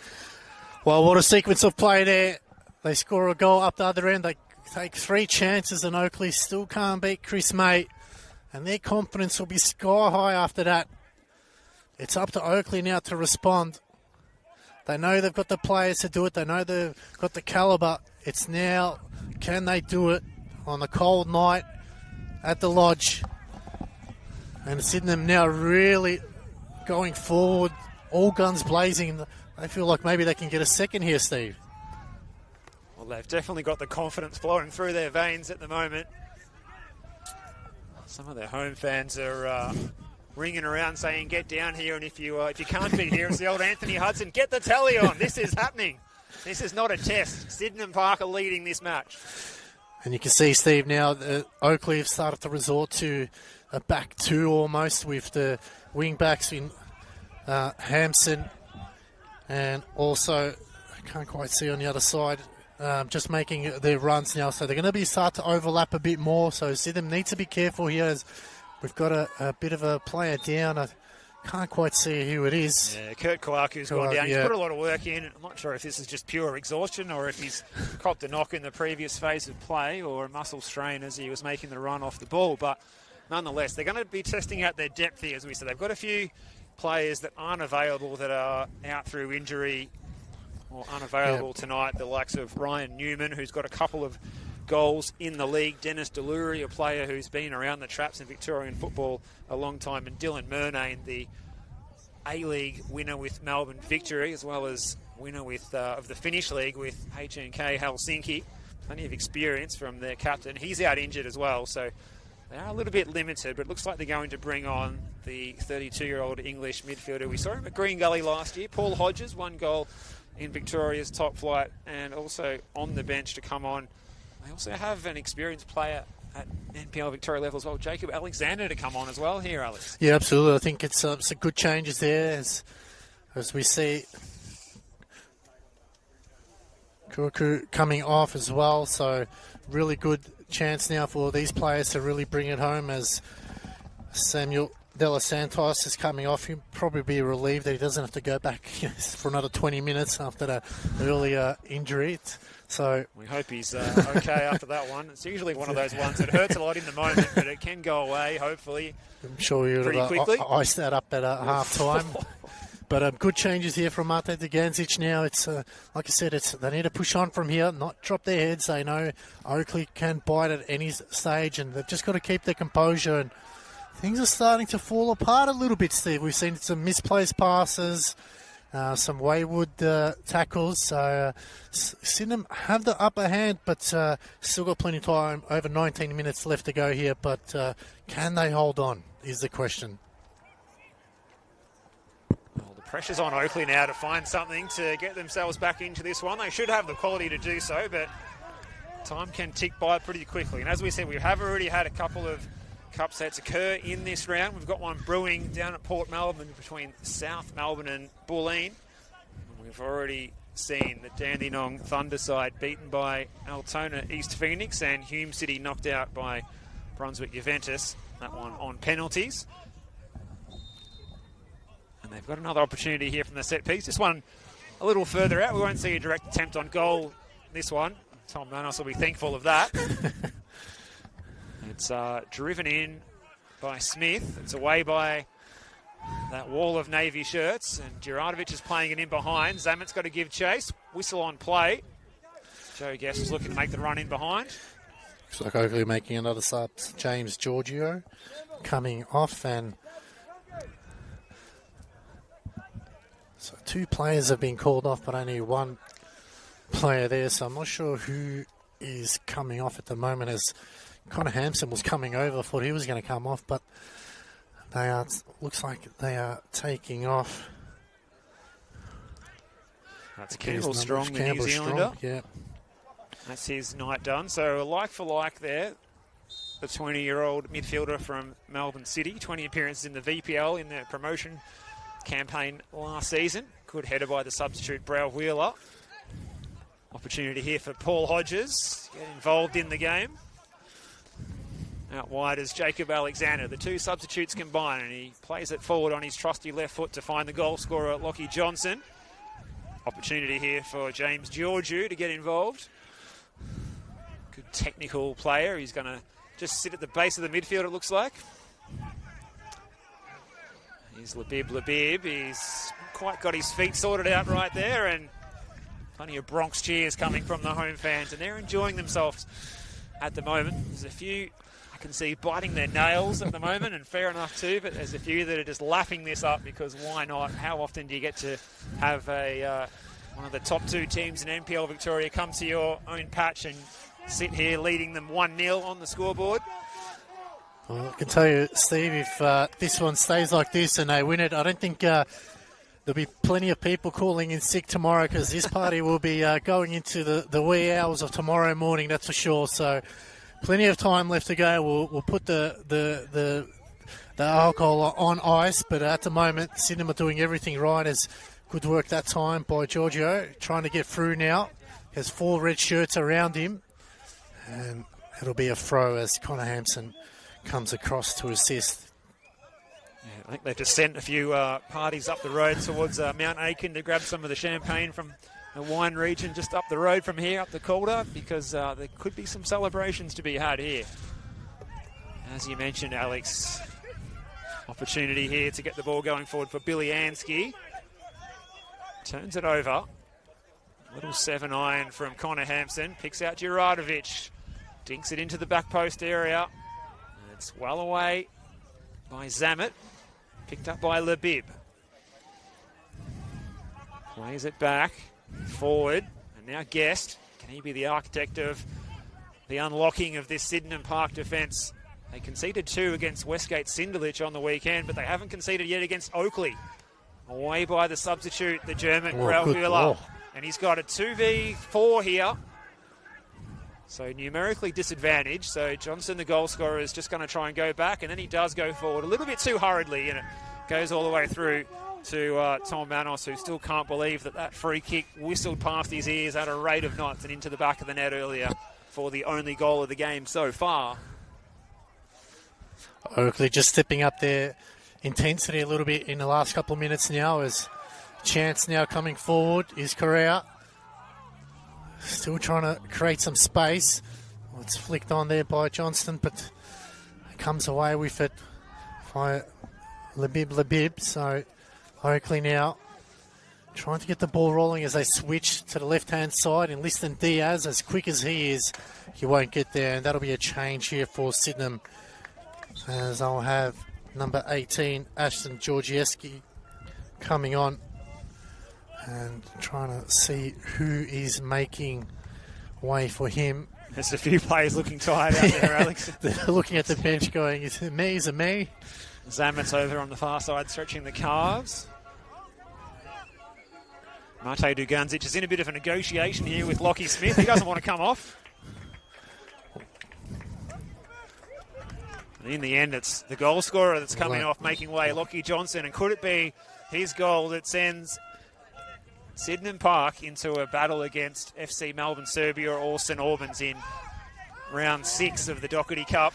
Well, that one's heading into the 90th minute now, so no goals there. They've played 4 minutes, so that could go obviously into extra time. Extra time beckoning at Kevin Bartlett reserve.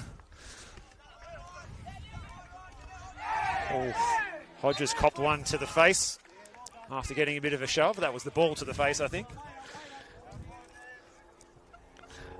Goulburn Valley leading Murray United 5-2, and that one's in the 90th minute as well. Eltham Redbacks 4-0, and Heidelberg 5-0 over Yarraville. So Heidelberg into the next round, you would say. I don't see them losing. May just taking an extra touch there. Oh dear.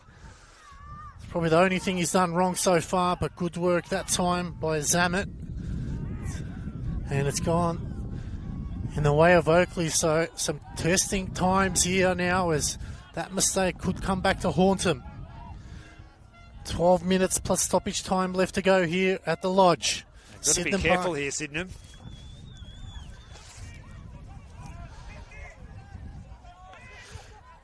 Guest can switch it out wide to Hampson. Good touch by Hampson, trying to cut back into the middle.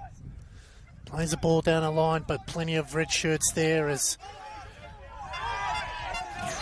a free kick given, as Lachlan Smith happy to take one for the team. So this will suit Sydenham a lot more, Steve, as they stop-start football, wind down the clock, put the pressure back on Oakleigh, as they know each possession that goes against them is going to take more time off the clock, and Sydenham will be happy just to wind it down to a bare minimum crawl at the moment. Oh, well, Oakleigh are so good in games late on. We saw a couple of weeks ago in the league against Hume. They were second best, and they were able to level up, come back, and then find a way to get the win when they maybe weren't playing the best football on the day out of the two teams. They know how to turn games around when things aren't going their way. But this is a test. And a test against an unlikely opponent. And here's Hodges. He's going to play it forward, looking for Correa. He couldn't find him. Hampson's going to switch and go back across goal here. A few Bronx cheers going the way of Tom Manos from the home fans. He plays it out in front of Labib. That's a great ball as well by Manos. Labib can play it across the face of goal. Liston Diaz, space for the shot. He goes for the curler, and he finds the net. Does Liston Diaz. It came off an unfortunate Sydenham Park opponent. But Liston Diaz levels things up. Just as we were talking about Oakleigh's promise of finding ways to get back into games, they do just that. And Liston Diaz, the halftime substitute, makes the difference. Well, the super sub has come on and did a magnificent job there. Probably disappointed by Sydenham standards there. He cuts back on his right, and I think he's just hit the crossbar at the post and in. You knew what he was going to do once he cut back on his right. They really should have blocked it, and that's just turned the game a little bit now. The pressure's back on Sydenham. They probably didn't expect that to go in the back of the net, but now it changes the game, and now Sydenham have to once again pick themselves up and go forward as Broweller puts a ball in, but really Sonal Vale there is cleared by Ford. It is. How do Sydenham respond from here, Steve? Yeah, it's a body blow, isn't it? It's going to knock their confidence. And once Oakleigh gets one goal against a team like Sydenham, the dam wall really can burst. They need to batten down the hatches here. Here comes Labib. Joe Guest was lining up on the edge of the area. This is well played here by, is it Lee, charging out of defence. Decent effort by Cameron Lee, but he's given away the free kick, unfortunately, for Sydenham. And it was the unfortunate captain, Gus Greer, who got his head on the ball on the goal line, but couldn't keep it out after the shot came in from Liston Diaz. He had too much space and time, Diaz, for a player of his quality not to put that one in the top corner, and that's just what he did. It's a decent attempt by Greer to get back and try and nod that one away. Look at those stats there. 5 shots on target to 2 in favour of Oakleigh in this match. So Sydenham Park, they've made the most of their opportunities. 2 shots on goal, and they have 1 to their name. And we are, of course, standing on the old scoreboard here, so just Sivka get to reach and get the number 1 up there and put it next to Oakleigh. It's 1-1 here it is, inside the last 10 minutes, between the might of the southeast, Oakleigh Cannons, against this plucky side from Melbourne's northwest. State League 1, 9th place they sit on the table, just 1 league win this season. They're still in this one. An absolute thunderbolt from Lockie Johnson to open the scoring. And then Liston Diaz levelling it up. What's in store in the next 10 minutes? Lockie Smith runs out of room. Here's Labib. He's just shed the long sleeve shirt underneath his kit. He got a bit too warm. Unseasonably warm weather in late April. You wouldn't think it was going to be rolling into May this weekend, but 18 degrees at half time. Maybe just cooling off a touch now as the breeze, which is favouring the end that Oakleigh are kicking towards in this second half. The left of screen. Hampson in a bit of space here. He wanted to bring it down, and perhaps that breeze took it away from Connor Hampson. Oh, good moment, Brad Wheeler. Offside is the decision, luckily for Sydenham Park, as the Sydenham substitute got himself in a real tangle near the goalpost there. I think it was called out there. He might have just gone over the line. But in the other games, Goulburn Valley Suns have won that one 5-2. FC Melbourne Serbia and St Albans Dinamo are going into extra time. And I think Nick DeBarno will be popping the champagne as Bulleen caused a big upset, 4-1 against South Melbourne. So Bulleen Lions going through to the next round. This one, we've still got under 7 minutes left to play. I would say we'll go into extra time if we don't see a score here, as Lockie Smith trying to battle 2. And he's given away a free kick there. Probably a bit unlucky in that instance. As now Oakleigh look to move the ball quickly, as they don't want to go to extra time, Steve. They don't want to play an extra half an hour leading up to the Gully game. That's right. They do have a trip to Gully this Friday night against the Cellar Dwellers. Sydenham not happy that Manos has moved that ball forward 10 yards. Good header, Brow Wheeler. Julianski brought it under control, and now Hodges showing his technical quality, but he's lost the ball. Juradovic had his shirt pulled, play onto the call. Good call from May, and he comes to claim. He showed plenty of experience, the Sydenham goalkeeper. Guest is still down behind play. Yes, Liston Diaz maybe just giving away a professional foul there, allowing Guest to receive some treatment. So not what you want to see. Your star player in Joe Guest there, gone down. He's not looking too good. He's back on his feet, which is a promising sign. Well, they don't want to see Joe Guest going off injured when they're already without Alex Salmon and Cam McGill through injury issues at the moment. So will we see another goal? We've got just over 5 minutes left to go here at the Lodge. Will it go to extra time, or will we see a winner as Hodges plays it into the middle? It's Greer looking for options. Still looking. Just has to charge forward. And that one's blocked. And it'll be a throw for Sydenham Park. You can see Alexander, as soon as he gets on the ball out wide, he wants to try and get it into the box. He does via the throw-in, away by Boyce. Good first touch, Hodges. He's got a little bit of space ahead of him. Plays it out wide. The cross is blocked, and will this go behind for a corner kick, perhaps? Might be out for the throw. It is the throw, indicated by our tip-top referee out there, Adam Babka. Throw in right near the corner flag here for Sydenham Park. Will they try and launch this one into the box, or just pick out a target short? They do send it in. It's all navy blue shirts. It's away by Boyce. Hodges with the flick on. Lee's header. Lee dinks it into the corner. Ball into the box. It's played in by the substitute out there on the left-hand side, Jacob Alexander, but no one on the end of it. Manos with the breeze behind his back. He's in a hurry to get this one going forward. As you mentioned, Alex, they don't want to go into extra time here, do the Cannons. That was clever by Diaz letting it run. Yes, to the back post. No pressure there from any Cannons players. They decided to head it out for goal. A corner. That's going to be now nervous. Couple of moments here. You don't want to give Oakleigh any set pieces, because as we've seen at the last time they scored through Diaz, it came over the top and he cut back into his right side, and beautiful guy on the top right bins. So chance now for Oakleigh. Cross comes into the hot spot. Headed in. Oh, Connor Hampson. It was a good save from May, but Hampson thought he had scored the winner there. And it's another opportunity here for Oakleigh. Well, that was the old Curzon Ashton duo there, in by Guest. Hampson on the end of it. May equal to the shot. He didn't have a lot of reaction time there. It was a fairly close range header. Take two for Sinclair Oakleigh with this one. Crowding the goal mouth here, Oakleigh. And swung into that danger zone. Away was the call. Diaz's header. Alexander looking to get there first.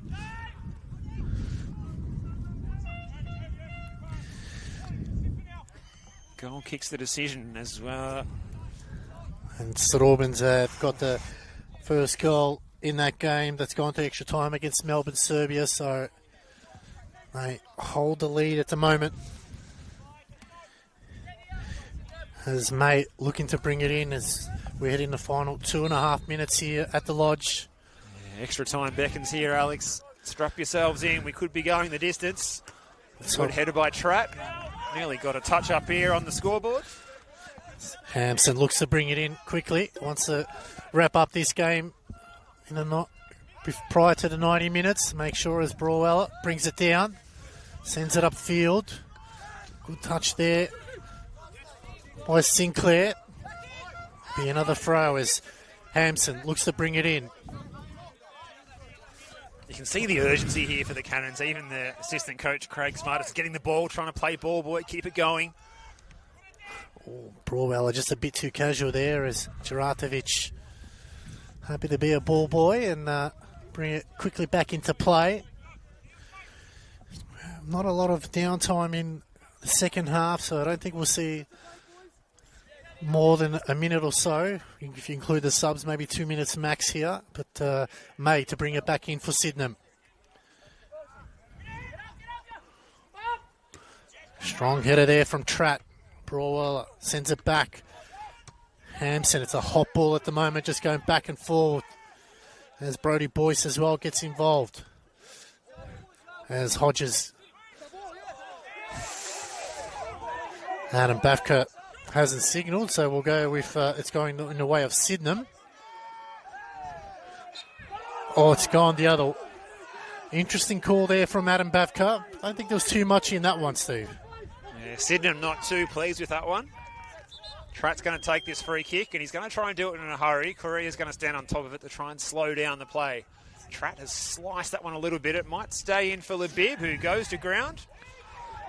And the assistant referee's indicated for an Oakleigh throw. I thought it had come off Labib's head. Well, Oakleigh now trying to send everyone forward here. Final minute in a 90. Can they find an equaliser? Diaz flicks it. Cut off in the end by Sydenham. Just not able to see as the bench is just covering the play. Shout out to Julian behind the camera tonight, contorting himself to try and get the footage of this cracking match between these two teams. David and Goliath battle, as you mentioned earlier, Alex. It absolutely is. I think that all those yoga lessons he's taken has worked out well for him. We'll be looking for the back adjustment tomorrow morning, as might we here as well. So we stand on the old scoreboard here at the Lodge. It's locked at 1-1. Extra time beckons between these two sides here. We didn't expect to be going the distance tonight, but at the moment, it could well be. As we have ticked past the 91 minutes played here. Don't think we've seen a card tonight, Steve, which is interesting. Yeah, Adam Bavkar, he's got work tomorrow. He doesn't want to have to do any paperwork tonight. He wants to make a quick break out of the car park tonight. Lockie Smith now tasked with bringing it into play. Can we see a late winner here? Sends it into the box. It's headed down, but this time Manos makes sure he got behind it. Well, how much longer will we go? There's no fourth officials board, so we don't definitively know the added time. Georgiou's ball forward. Finds Juratovic. He keeps it in play. Was he fouled there? Yes, he was. Lockie Smith just giving a foul there just to slow things down a little bit, but Joe Guest is over the ball now. Sydenham have everyone bar Correa in the defensive half as Guest.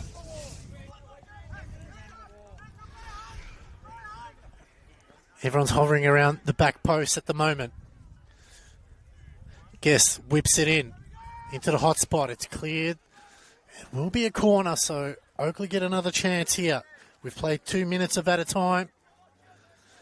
As we mentioned, we don't have the fourth official doesn't have his board here tonight, so we'll have to play it by ear.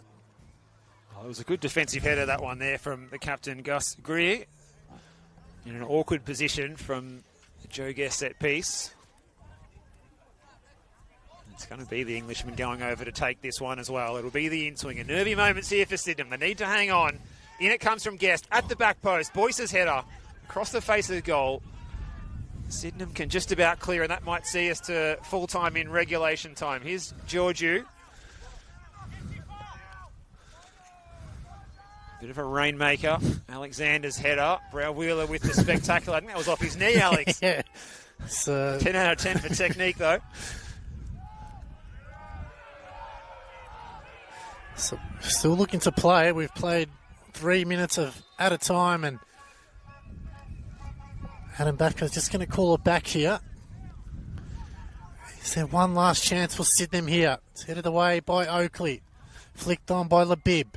Broweller trying to break the lines. It's just a hot ball at the moment. Got to be careful now. Lovely footwork. They go wide. It's Lockie Smith now looking to come back into the middle. Oh, just not on the same page. Good tackle there by the youngster in.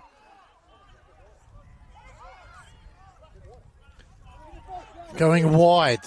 Cuts back in on his left foot. Crosses it in to no one's home. And I think that should be enough as we played almost 4 minutes of at a time, Steve. Didn't think there was that much downtime. Adam Bavkar's looking at his watch. I fancy we're going to get extra time here in round 5 of the Dockerty Cup. We hope you're enjoying this contest. An intriguing battle for the entire 90. Ends at 1-1. Lockie Johnson's stunning free kick nearly burst a hole in the net. Such a tracer bullet of an attempt it was.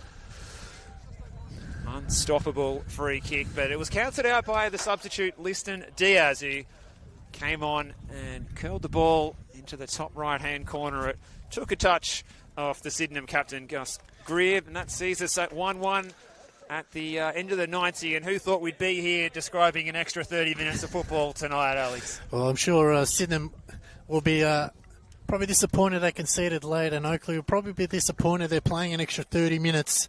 They would have probably thought they would wrap this one up prior to the 90, but in the other games, St Albans now leading 2-0. It's hard to say who this favours, Steve. Do you go for the experience of Oakleigh, who have that capacity to make those longer runs and play out the full 120 minutes, or do you see Sydenham, who are just running off adrenaline at the moment? For them, it's just hopefully they can find a goal and hold a lead for whatever amount of time they've got left in the tank. So, if you're a coach, you would be trying to pull out every trick you have up your sleeve, trying to get your team across the line here, that's for sure. Yeah, it's all calm and collected on the Oakleigh huddle at the moment. Chris Taylor giving out a few instructions, but on the whole, the players look like they know what they need to do. They know the drill. They've got the fitness. They've got that extra professionalism, the extra time they put into their pre-season to have the extra legs in this extra 30 minutes. You would think, Alex, but strange things happen in the Cup, and you can see by comparison to that, the boys on the right-hand side here, Sydenham Park,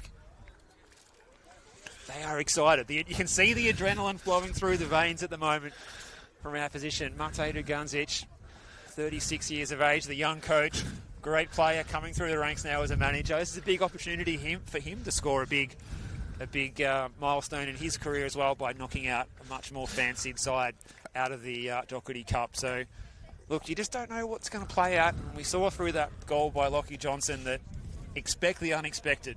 Yeah, absolutely. And this could be if they can get over the line, a real push start to their season. They've had a slow start to their league campaign, but this could really just set them up for a big couple of weeks, get a few wins underneath their belt and really push up that ladder. As you mentioned, they are in 9th place, so not where a club of this stature wants to be at this early stage in the season. But look, as we say, the Dockerty Cup, anything can happen. We've seen some upsets already. Tonight we've seen Bulleen do a number on South Melbourne. So, as we say, it's a cup. Anything can happen. It's just who wants to take that moment, who wants to step up and really etch their name in history. So, it'll be interesting and testing times for the players. I think a lot of them, as you mentioned earlier, were looking to come off. But I think now that sort of change is now they want to stay on and really drive it home.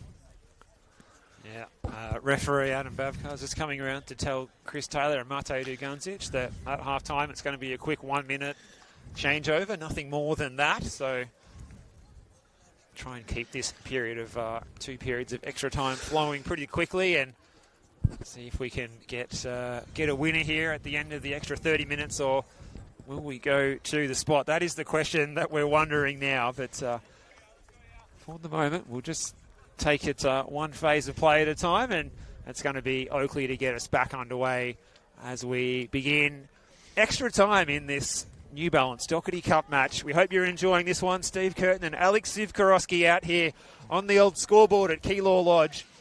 We've been thoroughly entertained by this intriguing contest. There's been some moments where it's been a bit of a midfield squabble to try and gain ascendancy, but you have to hand it to the boys on their home patch here in red. They've been really solid tonight defensively. They haven't scored too many goals this season in the league, only 4 of them, but they've got one all-important goal tonight that could help them progress perhaps against all the odds. As Brav Wheeler gets a touch, Hodges is directing traffic ahead of the play. Zamet was looking to make the run. Hodges was certain that came off. Yeah. An Oakleigh player, but Oakleigh's been the beneficiary of getting the throw. Interesting call there by the assistant and Adam Bafka, but play continues now as Oakleigh look to drive down the line. It's a lovely ball, headed down by Broweller.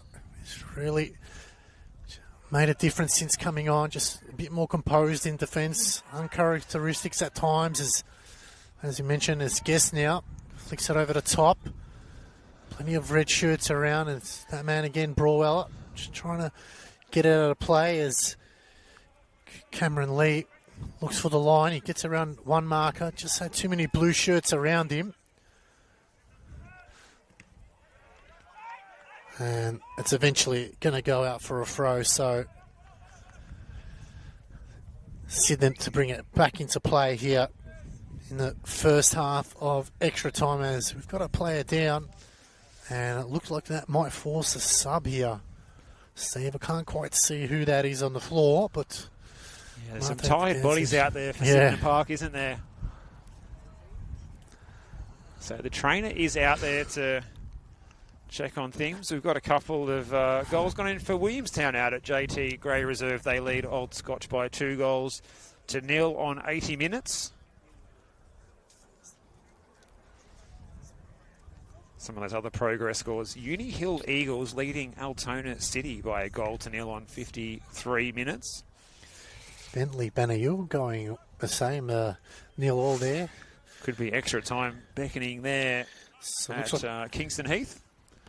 So it looks like Ashton Georgieski's coming off the sub, and coming on is Nicholas Fumo. So Ashton Georgieski not able to see out extra time there. Unlucky the substitute. He's looking forward to playing in this game. As going forward now is a quick touch there by Oakleigh. Managed to win it back. They go to Manos. Plays it short to Boyce.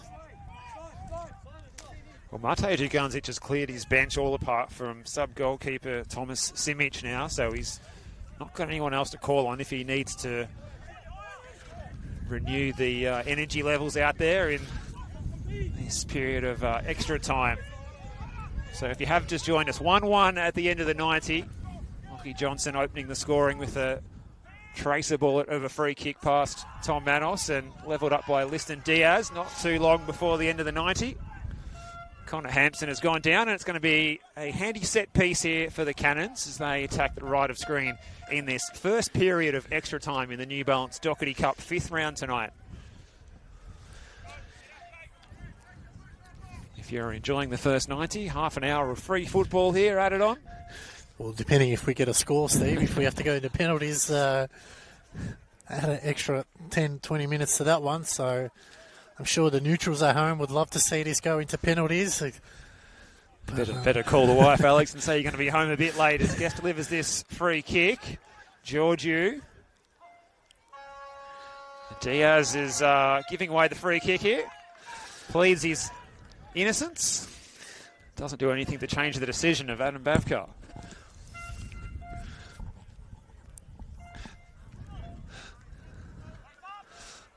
So just trying to get back to his feet. The defender there, a lot of tired legs, as you mentioned, Steve. Mate Duganzic has cleared his bench other than his keeper. He hopes he doesn't have to get his keeper on. We have seen goalkeepers playing outfield roles in the Dockerty Cup before, Alex. Might have to get him up forward and just try to confuse Manos there, but as May brings it back into play. It's flicked on by Oakleigh now. Cleared by Greer. High ball in the air, just back and forth. Sydenham through Bilyansky. Hodges switches out wide to the left-hand side. Labib. Good defensive work there by Jacob Alexander. And Sydenham managed to get it back.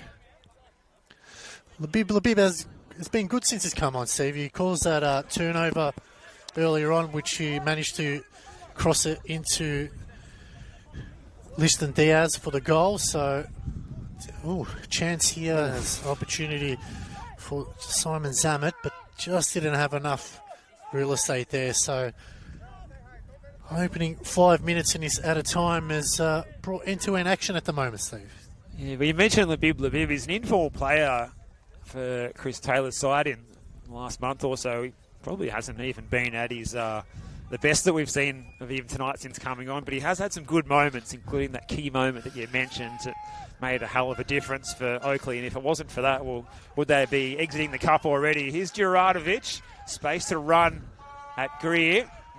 Brell Wheeler tracking back and winning the ball with ease. Here's Lockie Smith over on the far side. Goes to ground. Gets the decision going his way. Can pick him out from here, the man with all the tattoos. Hodges, good first touch. Georgiou putting the pressure on and nipping at the heels. Brow Wheel, looks like he's almost sweeping in front of the defence at times. He's playing that Franz Beckenbauer role for Mate Duganzic here. Watch out. Scores stay the same for, let's say, into the second part of extra time. You feel like Broweller might just go forward and try to pinch a late winner here. Definitely the set pieces at a minimum, I would say. Oakleigh now trying to go forward. They have everyone forward bar Manos. And it's a free kick going in the way of Sydenham in a very dangerous spot on the edge of the 18-yard box. Yeah, paid for obstruction. I think it was Hodges was the guilty party. He didn't like the decision. Connor Hampson just made it through his sheer running power. He just keeps on going, doesn't really seem to slow down. And it really presents a good chance for Joe Guest to swing this one in through right near the corner of the 18-yard box over on the far side, right of screen end. It's a big moment in this game now. Everyone forward. Can Oakleigh find a winner here? Bafka blows his whistle. Cross comes in, looking for the back post. It's headed down. Oh, it's a good save. Hampson, the follow-up. It's gone in the back of the net. Can't quite see who it was, Steve, but Jacob Tratt will claim it. And that's just taken the air out of the game. And you can hear just pure silence from the home fans there, Steve. Now, you heard it sort of clunk into the base of the stanchion there. It's just stone silence from the home crowd here. As it just nestled on the inside of the side netting there. Nice little left foot, side foot shot. Little regulation volley like you do as a warm-up at training. And Jacob Tratt, he doesn't get too many opportunities to bang him in. And he's, well, I wouldn't say he's banged that one in, but he's certainly put the Oakleigh Cannons back in the box seat to progress to round 6 of the Dockerty Cup. And will that be the final nail in the coffin of Sydenham Park here, or has they got a little bit more fight in them yet? I'm sure they've got plenty of fight in them, but have they got energy to keep going here, Alex? That's the next question. Yeah, exactly right. You took the words out of my mouth, Steve. I think now Oakleigh in the box seat, they'll utilise their experience now. They know Sydenham have to come out and attack, so Oakleigh now will just play the simple game, play the percentages, don't have to do anything silly, force Sydenham out of position, and then just counter-attack when they get a chance as the cross comes in from Fumo. And Manos will easily pick that one up. Well, there's still plenty of time for Sydenham Park. That's the good thing, I suppose. If they can just hang in there and roll with the punches, wait for their moment. Like, they will get a chance in this, either this first or second period of extra time to try and test out Tom Manos. But at the moment, well, they've coughed it up here, but whistle's already gone. Free kick to Juradovic, who's rolling around on the turf. He's done a power of running up front today over the course of the standard 90 minutes, plus the added almost 10 that we've had on the end of that.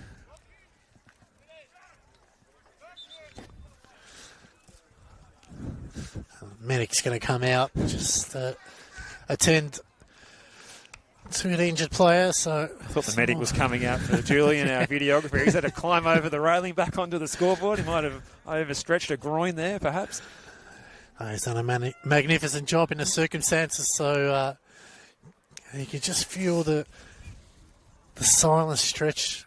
The home fans are absolutely stunned by that goal going in. It wasn't the most prettiest goal I don't think Jacob Tratt has scored. He won't care. It's gone in the back of the net. That's all that matters. And now it's just a matter of making sure they see out this first half of extra time and without conceding, and then play the rest of the 15 minutes. And you can understand Chris Taylor's frustration that it's actually got to extra time.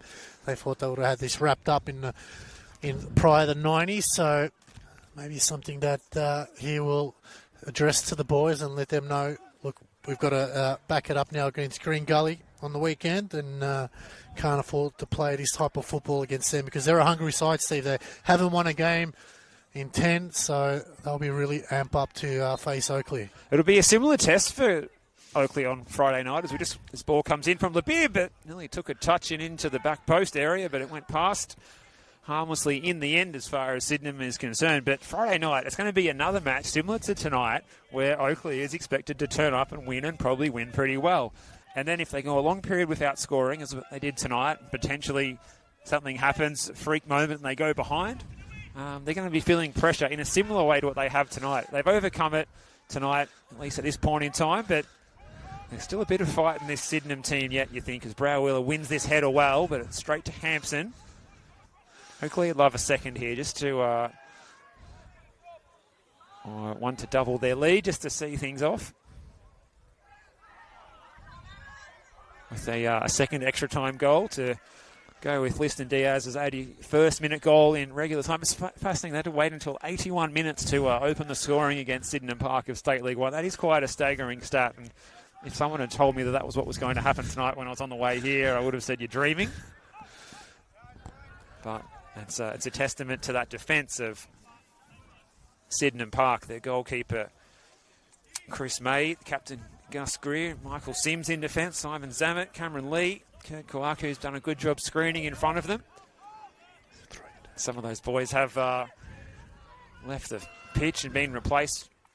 But the whole squad's done a good shift to keep Oakleigh out for the most of this one. As Tratt's in again here, though. I don't want to speak too soon because Tratt was almost in for his second goal in this first period of extra time.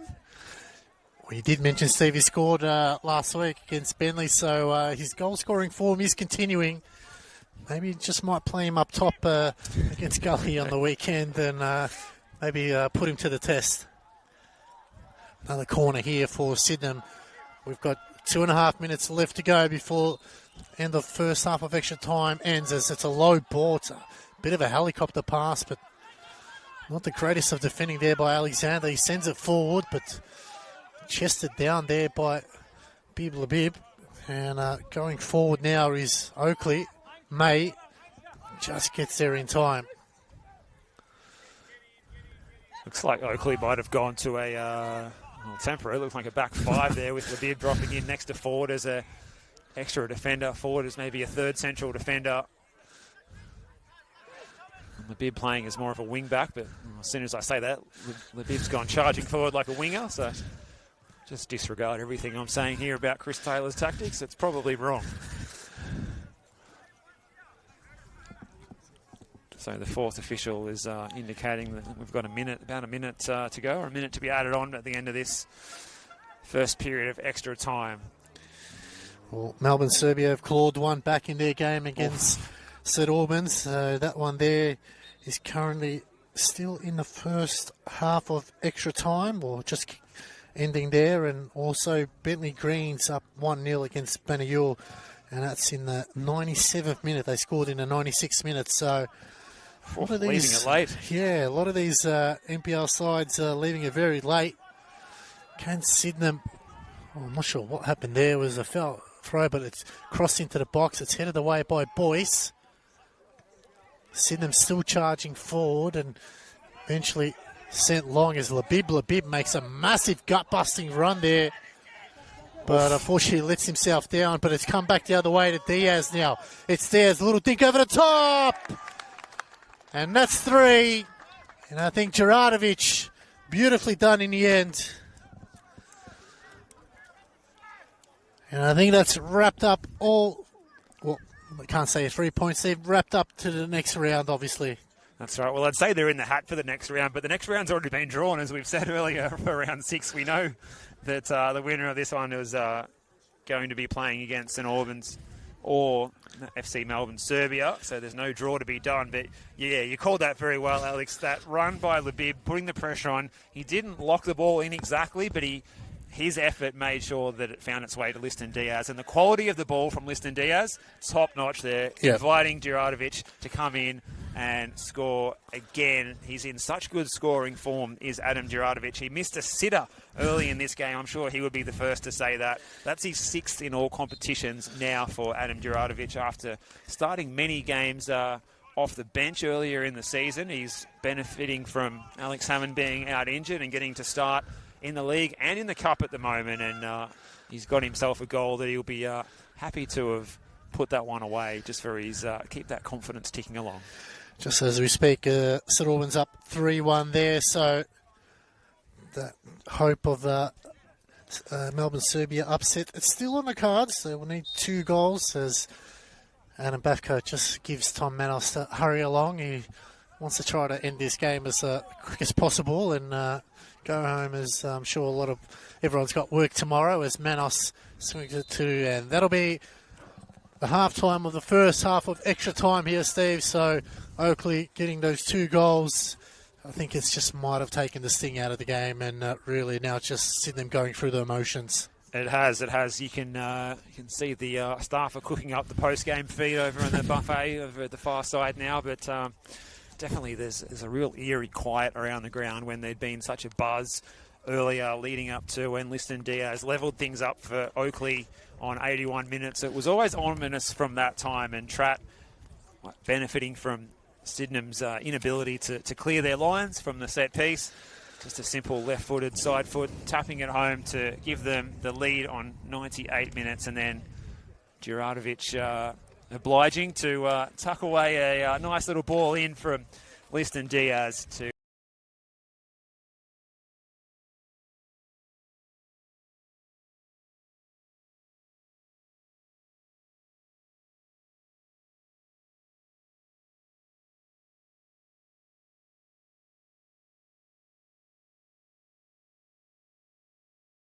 It's not a will, it was a skill. The skill level's a lot different when you're in top division of NPL Victoria versus State League 1.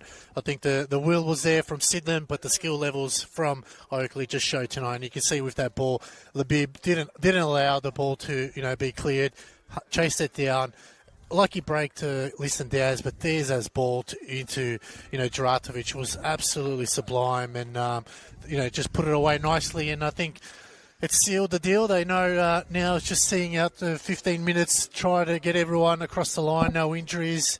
They do have still one substitution in Brandon Giaccarini, the Goulburn Valley Suns player. I think maybe a good time for him to get a couple of minutes underneath his belt, test him out there, give some of the senior boys a rest. I mean, you don't want to see Joe Guest playing 120 minutes of football, especially, after the last couple of weeks with their run of injuries. So don't want to put a curse on him, but obviously, you want your best players on the ground. You can see Liston Diaz just tugging the hamstrings a little bit, Steve. Wonder if he's maybe tweaked something. Yeah, he does so many high-intensity runs, Liston Diaz. Even at half-time when he was warming up to come on, he was moving around the pitch like gout, and we said, and I don't know if that was even an exaggeration, but I can see the youngster you mentioned from Goulburn Valley Suns. He'll be happy his former side got the progression in the cup tonight as well. But Brandon Giaccarini, the 22-year-old attacking option from the GV Suns, who's joined in the off-season. He wears the number 13. And he's looking to get an opportunity to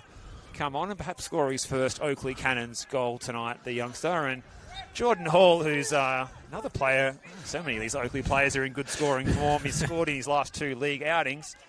As a central defender, he is ready to go as well. And he might be saying, look, bring me on for Adam Juratovic up top. And you can see an Oakleigh player gone down there, and he's just holding his hamstring as well. So it is Juratovic. So Jordan Hall is putting his hand up to come and play as the striker here. Might just say to the youngster Giaccarini, mate, you go up back, I'll go up forward, I'll take this one. Take it as a learning experience, Brendan. I think Adam Juratovic is his race is run for tonight. He's got his cup goal tonight, and he's feeling the pinch, feeling the cramp. Probably hasn't played this many minutes for quite a while.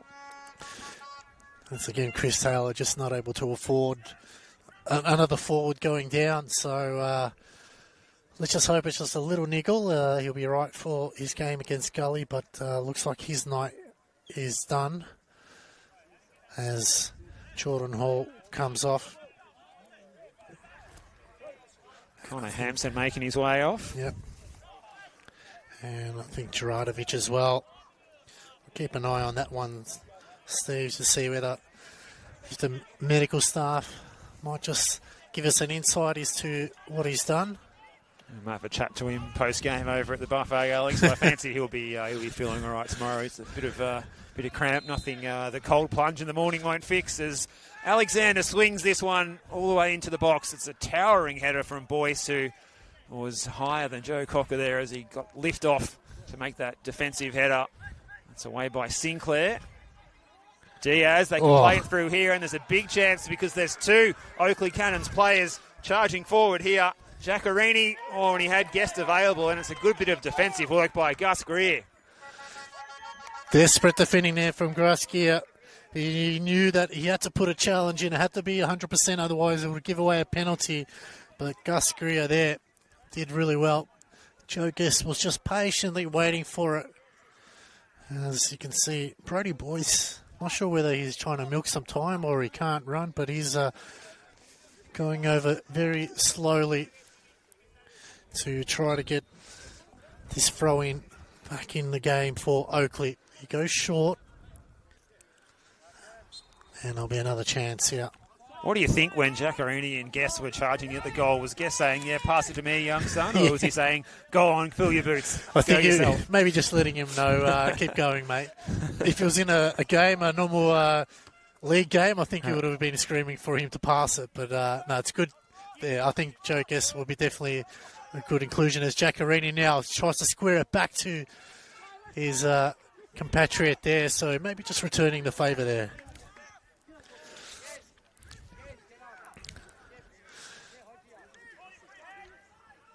You can hear the benches now as the home fans have probably accepted their defeat, and their cup run ends for another year. They put up a gallant effort in the end, but just as too strong as Giaccarini now telling him to take him on. He's done good work, crosses it into the box as again cleared by Sydenham as Lockie Smith playing it back. Broweller. He's moved over to the right-hand side of the wing, so can we see the big German try to claw one back to make it a respectable scoreline? Yeah, he's definitely stepped up into midfield, hasn't he? It's going to be a tall order to turn things around from here, but looks like he's drifting up to the attacking line as well. Correa looking for the flick on. Tough work against the experienced figure of Jordan Hall, who goes to ground. Wins the free kick, much to the disgust of the Sydenham Park technical area.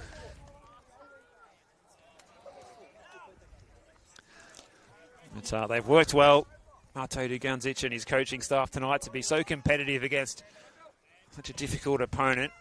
His assistant coaches, Michael Kondowski and Rob Krajicic. Ivan Kusatic, the goalkeeping coach, manager Frank Diesi, and the physio Jose Mancilla. They've been a good team. They've been impressive, and on and off the field, the non-playing and playing staff tonight for this Sydenham Park side. As it's played forward by Greer. Correa tries to bring it down. Forward. Labib is motoring forward. He looks like he's fresh as a daisy as he fizzes this one across. If that was an attempt, well, if that would have gone in, that would have been something. Yeah, it's nicely hit there, but just had a little bit too much. And now let's see Oakleigh just happy to resort to just maybe trying the spectacular. Why not? You're up 3-1. You sealed your spot into the next round. You know, well, the coaching staff will know who their opponents are. Now it's just trying to get to 120 minutes. We've got just 10 minutes left to go here.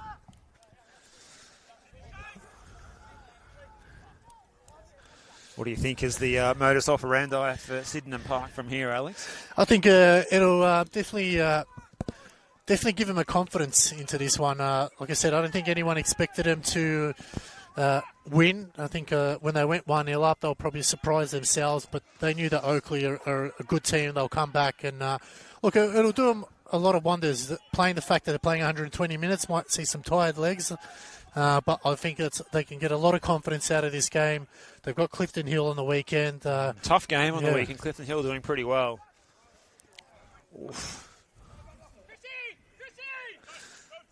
As May picks that one up. But, they'll get a lot out of this game. I think a lot of good learnings. They know where they can improve on. But if they take the same attitude and performance against Clifton Hill, they could probably pinch a result. If they can't get one there, they've got a big clash down at Stead Park against Geelong. So a bit of a friendly rivalry, that one in round 7. And then they'll play Westvale, who sit in 11th place on the table in the following round, round 8, back here at home on a Saturday afternoon. They might fancy their chances more in that one. Their next two opponents, Clifton Hill and Geelong, both sitting in the top 3, so they're going to be tough opponents. They've got a chance from the set piece here. Lockie Smith standing over this one. In fact, it's going to be Alexander, so the left-footed in-swinger is the option here for Mate Duganzic's side. Or will he even try the direct shot? He just about plays it into the back post area. Straight back away from whence it came by the Oakleigh defence. Pressure here on Biliansky. Knocked off the ball, and illegally so, according to Adam Babcock. Protest this time from the Oakleigh coaching staff. Craig Smart not impressed. Neither is goalkeeping coach Boyo.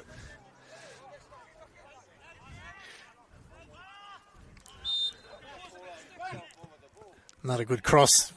Manos backpedaled there a little bit. Close. As Labib now gets released on the right-hand side as Oakleigh charging forward. It's Gueston, Diaz, Labib. Oh, good save there from May. Well, if it wasn't going in, Joe Guest was going to apply the finish. Either way, I think if May wasn't able to make that intervention, that was a key moment there, sticking up the paw to tap that one out for a corner. Looking at that free kick again. Manos was backpedaling there. It wasn't quite like David Seaman in World Cup 2002, but it was close. Definitely seen a few of those go in. There's another chance here for Oakleigh. Looking for the back post. And just overhit that time. So just 7 minutes left to go in this one here in the second half of extra time. It's been a gallant effort from Sydenham, but Oakleigh far too strong in the end. Even Chris May, the goalkeeper's looking tired. He's got his outfield players taking the short goal kick for him. He's done a lot of running. He's made some very good saves as well. Probably a bit unlucky on a few of the goals there, but yeah, good defending here. Kingsley Sinclair, Giacarini, Biliansky. Oof. No free kick given there as Adam Bafka allows play on. And that time the mistake from Cameron Lee. Biliansky brought the Sydenham bench to their feet there. They enjoyed that little bit of skill. Brow Wheeler just pulled up a little bit short after that last attacking foray, but he's got a smile on his face now. He's having a bit of a chat with Kingsley Sinclair. I think that must be a good sign. We don't want to see the German out injured again after he's missed a few games lately since his 4-goal haul in round 3 of the Cup against Balmoral. Winston Diaz has just gone boneless there. His body was just limp, leaning on the opponent, trying to draw a foul. Sydenham trying to get the ball going forward, and it's played up the line by Biliansky. Ford gets on the end of it. Manos was in two minds there whether to go or not, but was told to go back into place. I think Alexander thought about shooting for a brief moment there. Here's Zammit. Gets the cross blocked behind for another opportunity. If they could just grab a late one here, it would add a bit of respectability, something for the home fans to cheer about. And look, maybe just a grandstand finish in this Cup Classic as well. And it has been a classic, I say that, because, we didn't think we were going to be here in extra time after 1-1 at the end of the 90. Well, you never know, Steve. If the one could go in here, the momentum swings and you push for a third and we go into penalties. That one comes back out. There's another cross into the box. There's a chance here. Oh, there's two of them. He should have left it as Brauweiler there was just letting I think it was Hodges there, just letting him know he should have left it, could have maybe pegged it in the back of the net. Oakleigh leaving 2 red shirts unmarked at the back post there. Am I seeing things correctly? Getting in each other's way in the end too. Fascinating stuff. Tired legs out there and tired minds too, you must say. Manos brings it in, flicked on by Diaz. Giaccherini now can compose himself, and that one's gone out for a corner. So 4 minutes left to play here in stoppage time.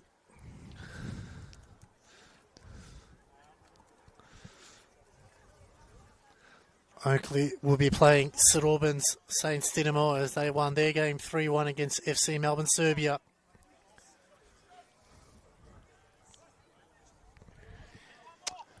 Well, they're almost there, the Cannons. Guest to supply it across. Plenty of players forward. Tratt attacking it. Hodges won the header though, the shorter man. Brauweiler gets a nice little touch and they can build up here. Here's Zammit. He's been out there for the full 120 or almost that long. We've almost played that long. We've played 117. Greer. He's been a busy man in the heart of the defence. Headed by Boyce, who's started this game in central defence. He's now getting a turn at left back as Chris Taylor loves these multi-position players, doesn't he, Alex? He won't make a sub. We'll just switch a few players around. But tonight, surprisingly, he's made a couple of subs. A chance for Diaz. He's offside. Flags up. He's done a good job, the official over there on the far side. Stephen Razlog.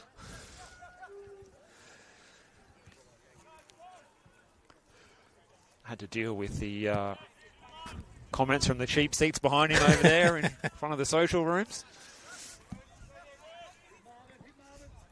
Alexander to take the free kick from the centre circle. He fizzes it up towards Brauweiler. Nice flick on, but looking to get on the end of it, of all players, it was Gus Greer, the central defender, just making the run from deep. Well, it was not picked up necessarily by anyone in a navy blue shirt. So inside the last 2 minutes here, Brandon Giaccherini giving chase. The GV Suns product plays it in. He finds Liston Diaz. Can Liston Diaz put the icing on the cake here? Joe Guest might be able to. Flag stays down. And Joe Guest adds a 4th for the Cannons. Just too much quality in this extra time period for this brave Sydenham Park side as they run away with it. 4-1 now, Alex. Yeah, good running there from Giaccherini. Crossed it into Diaz. And Diaz just put it on a platter there. And Joe Guest, for his efforts tonight, gets a simple tap in. And I think that will be all she wrote now. I think the players know that just get to the 120 minutes, get into the showers, get a good feed, and then refocus for the game on the weekend. But got to give credit to Oakleigh. They didn't stop running. In the end, that was the difference. The players, the top players stepped up to the plate and delivered the performance that they'll be proud about. Probably won't be too happy to win to 120 minutes, but look, you can only manage what you can. They'll look towards Green Gully on the weekend. As Adam Bafka calls it early here, Steve. So 4-1 in the end, and worthy winners, Oakleigh Cannons there. Just show too much class in the end. Yeah, nice little embrace between Chris Taylor and Mate Duganzic. And definitely Mate Duganzic and his coaching staff should be proud of what they've done. And in the end, it was too much professionalism for Chris Taylor's side that sees them over the line. 4-1 after extra time. 1-1 at the end of the 90. Connor Hampson gives us a wave as he heads off the pitch. He's got the ice on the inside of the left knee, but I'm sure he'll just be doing that in a precautionary way, and he'll be lining up at left back again on Friday night when they take on Green Gully and try and go for another win. They're on a bit of a winning streak in the league as well. Another win tonight in the Cup. And Joe Guest with that goal for the icing on the cake. His 6th goal in all competitions this season. He scores so many goals late in games. He never stops running. He scored in the Cup game against Epping in the 76th minute. He's scored a couple of goals recently in the league matches that have been decisive late, always in that sort of period of the game, 80 minutes and beyond as well. He does it again here just to seal things and look, hats off to Sydenham Park, and hopefully they can have a good league campaign and pick up some more wins, Alex. Yeah, absolutely. I think they'll be proud of their performance. It's not an easy feat to come against Oakleigh Cannons. They should be proud of themselves despite the scoreline. They played really good football. Like I said, they've taken the lead.